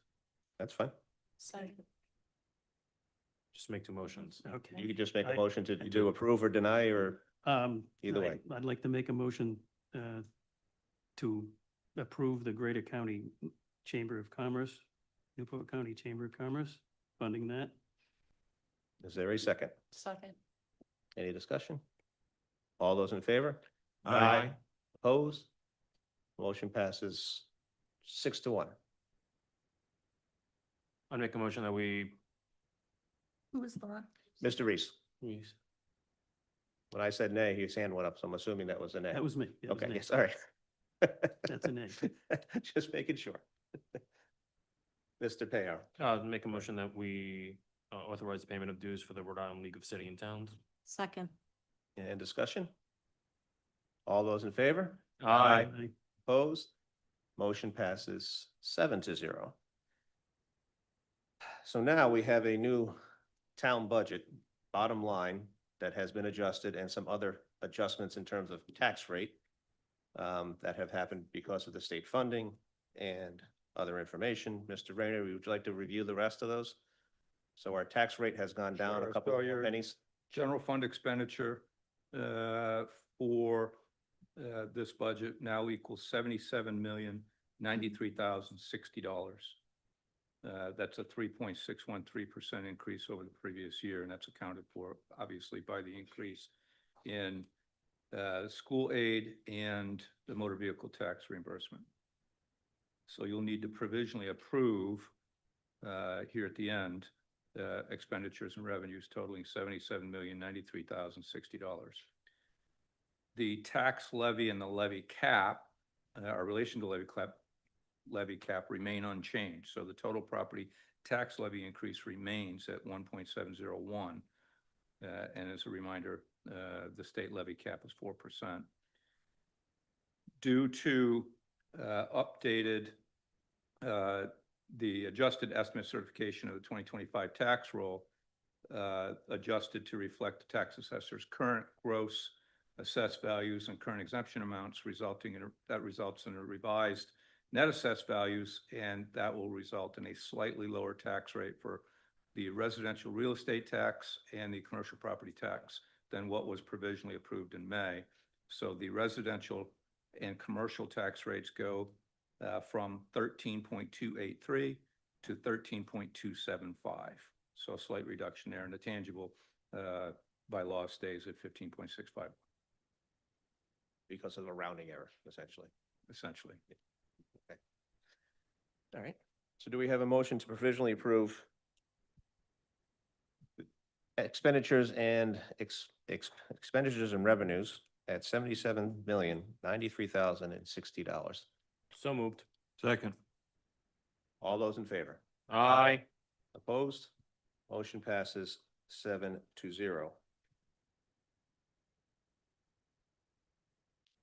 And then the tax rate will be read in the Bill. budget ordinance. Before you leave that, Mr. President. Yeah.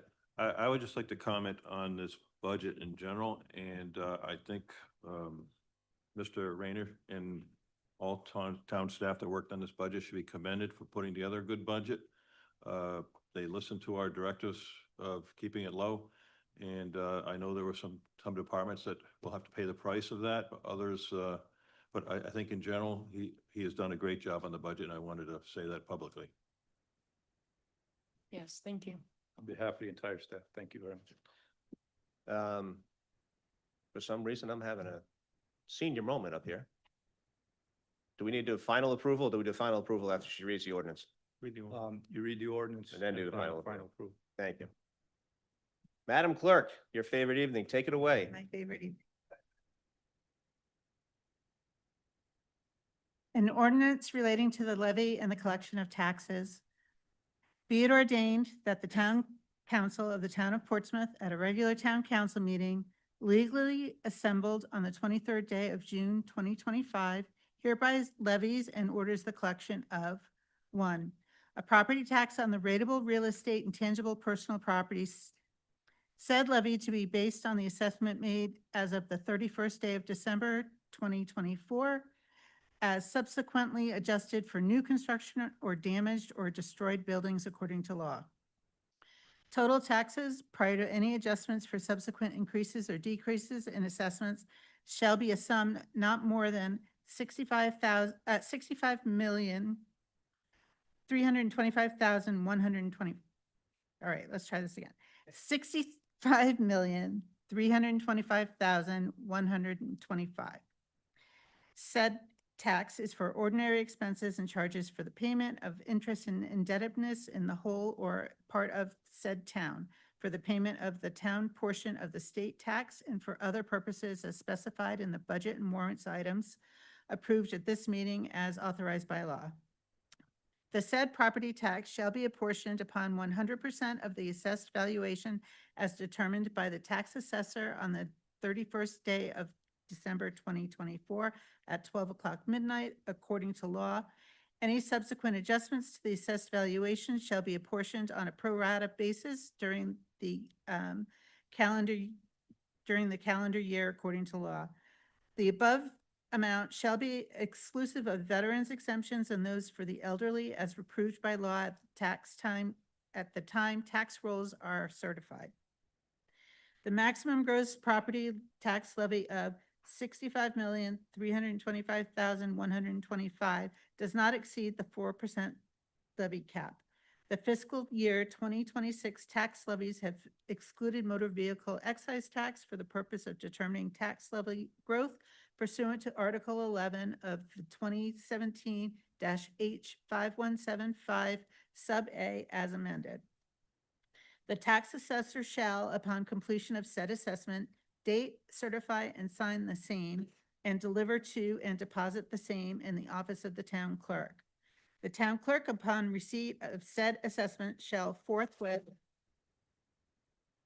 make a copy of the same and deliver it to the finance director in their capacity as treasurer, who shall forthwith issue and affix a copy of warrant under their hand directed to the collector of taxes of said town, commanding them to proceed and collect said taxes of the persons and estates liable therefor. Said taxes shall be due and payable on and between the first day of July and the first day of September 2025, and all taxes remaining unpaid on said first day of September 2025 shall carry until collected a penalty at the rate of 12% per annum upon real estate and tangible personal property. Said taxes may be paid in 4 installments. The first installment to be 25% on or before the first day of September 2024, and the remaining installments as follows: 25% on the first day of December 2025, 25% on the first day of March 2026, 25% on the first day of June 2026. A grace period of 7 business days will be extended for each installment Hey, period. Madam Clerk, can I stop you? Because we're gonna have to go back and fix that 2024. Exactly. Yeah, because otherwise a lot of people are in arrears. Well, that's why I was like, I kind of questioned it. Yeah. So on So the we first day will of correct September, that. 2025. Yes, the 2024 after September will be 2025. Folks will be able to do 4 installments starting September 1st, 2025. Yeah. Okay. Okay. Let's start with the grace period. Yep, thank you. 'Cause Okay. a grace period of 7 business days will be extended for each installment period. Each installment of taxes, if paid on or before the last day of each installment period successively and in order, shall be free from any charge for interest. If the first installment or any succeeding installment of taxes is not paid by the last date of the respective installment period or periods as they occur, then the whole tax or remaining unpaid balance of the tax, as the case may be, shall be immediately become due and payable and carry until collected a penalty at the rate of 12% per annum. Provided, however, that the option to pay said taxes in equal quarterly installments shall not apply to any tax levied in the amount not in excess of $100, in which case the tax shall be payable in a single installment. Whenever there is a subsequent adjustment to said assessment because of new construction or damaged or destroyed buildings, the resulting additional or decreased taxes shall be administered, due, payable, and collectible in ordinance in accordance with sections 44-5-13.13 and 44-5-13.14 of the general laws of Rhode Island, as amended, in any ordinance of the town of Portsmouth. Be it Ordained further that the Town Council of the Town of Portsmouth at a regular town council meeting on the 23rd of June, 2025 hereby orders that the tax assessor of this town shall assess and apportion a property tax on the inhabitants and the rateable real estate and tangible property, personal property of the town of Portsmouth as of the 31st day of December 2024 at 12 o'clock midnight, 2024. According to law, assess and apportion adjustments to the property taxes on new construction or removal or of damaged or destroyed buildings in the town of Portsmouth according to law. Ordained that the budget amended carrying a gross appropriation of $77,093,060 together with the following order in the accounting of refunds, state aid, federal aid, and other credits not specifically stated in the foregoing budget, that the town treasurer be directed to credit such funds to the department concerned, and such funds are hereby appropriated to the town council at a regular meeting on June 23rd, 2025 for the use of the departments concerned, provided, however, that such receipts for the school department budget be accepted. Ordained that the town treasurer is authorized on behalf of the town of Portsmouth to issue notes in anticipation of the receipt of taxes levied in this fiscal year as authorized by section 45-12-4 of the Rhode Island General Laws 1956 as amended, the outstanding principal amount of which at any one time shall not exceed the amount permitted by section 45-12-4 of the Rhode Island General Laws 1956 as amended. The note shall be signed by the town treasurer in their capacity as director of finance and countersigned by the president of the town council. The note shall contain such terms, conditions, and details and bear such date or dates and mature at such time or times from the date of issuance as the town treasurer may determine. Ordained that the books and accounts of all the departments handling town funds be audited by the State Bureau of Audits or by an independent certified public accountant for the fiscal year beginning July 1, 2025. Ordained further that all monies collected by the town clerk and the tax collector be turned over to the town treasurer monthly or at a more frequent intervals as accumulation may warrant. Gross appropriations.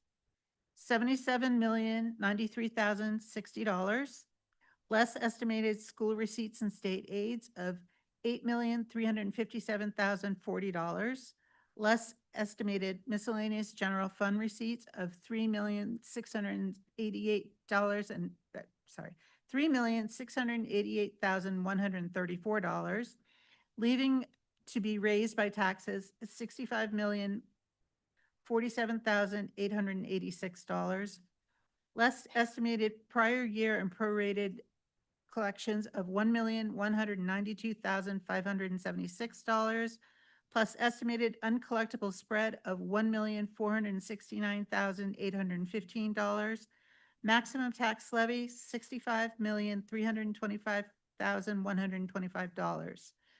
Keith Hamilton, Town Council President.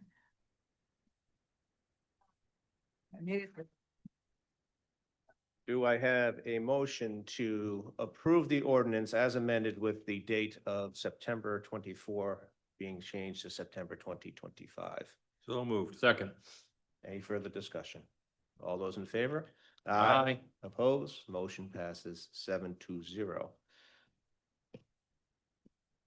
The worst part of our year is done. We got through a budget. Congratulations to all you newbies. Next up, we have correspondence. Do we have a motion to receive and place on file? So moved. Second. All those in favor? Aye. Opposed? Motion passes 7-0. Future meetings are currently our July 14th town council meeting is canceled. We have our following meeting, regular scheduled council meeting on the 28th and then August 12th, which will be a Tuesday because of the VJ Day holiday. We do have to schedule a executive session to interview municipal court candidates, municipal court judge candidates. which are due by July 1st, so we will have them sometime in the beginning of either the second or the third. Once staff reviews them and make sure they're all responded to. I think it's not as bad as an RFP, but make sure everybody responded positively. And then we would have to schedule a meeting to do interviews. Looking around the room to see who's on vacation, what dates work, who's camping, who's not camping.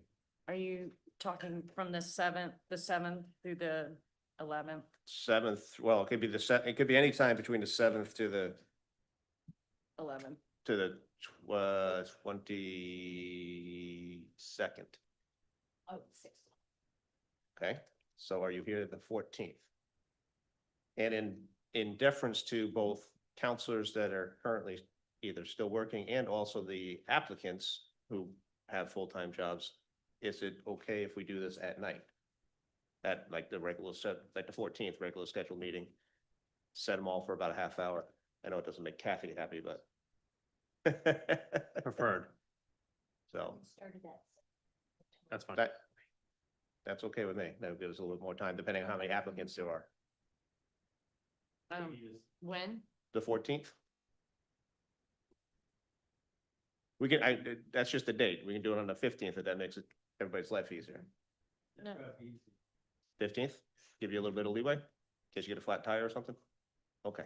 Is that Mary, Charlene, Dave? Yep. All good? Okay. No, No, they're not on there. vacation too. Yeah, no. And if need be, we could do it up in the portion room, but 15th at 6. Yep. We'll do the same half-hour increments. And what's that? I assume that's public session. No, it'll be No. executive. Executive session. Interviews of municipal court judges. Personnel. We hired you in the same fashion. I understand that. I may follow up with the administrator at some point. Okay. but We have plenty of time. All right. So let's say if we have 15. Ms. McDowell, microphone. Sorry. Let's say we have 15 applications. How are we getting to the interview people? How are we getting that process whittled down? Well, we'll have to cross that bridge when we come to it. We'll see how many applications there are. I know they reached out to the probate judge candidates and not all of them were affirmative as to whether or not they wanted to do it.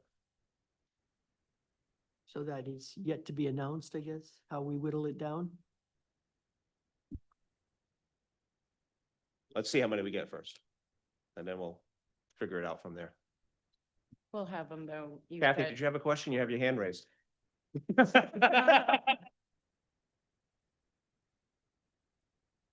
So we'll know how many we have next Wednesday. By close of it, so Oh, the actually second, Thursday, yeah. Let's just close the business and one comes in at 4:30 in the afternoon. You never know. Motion to adjourn. Second. All those in favor? Aye. Opposed, motion passed.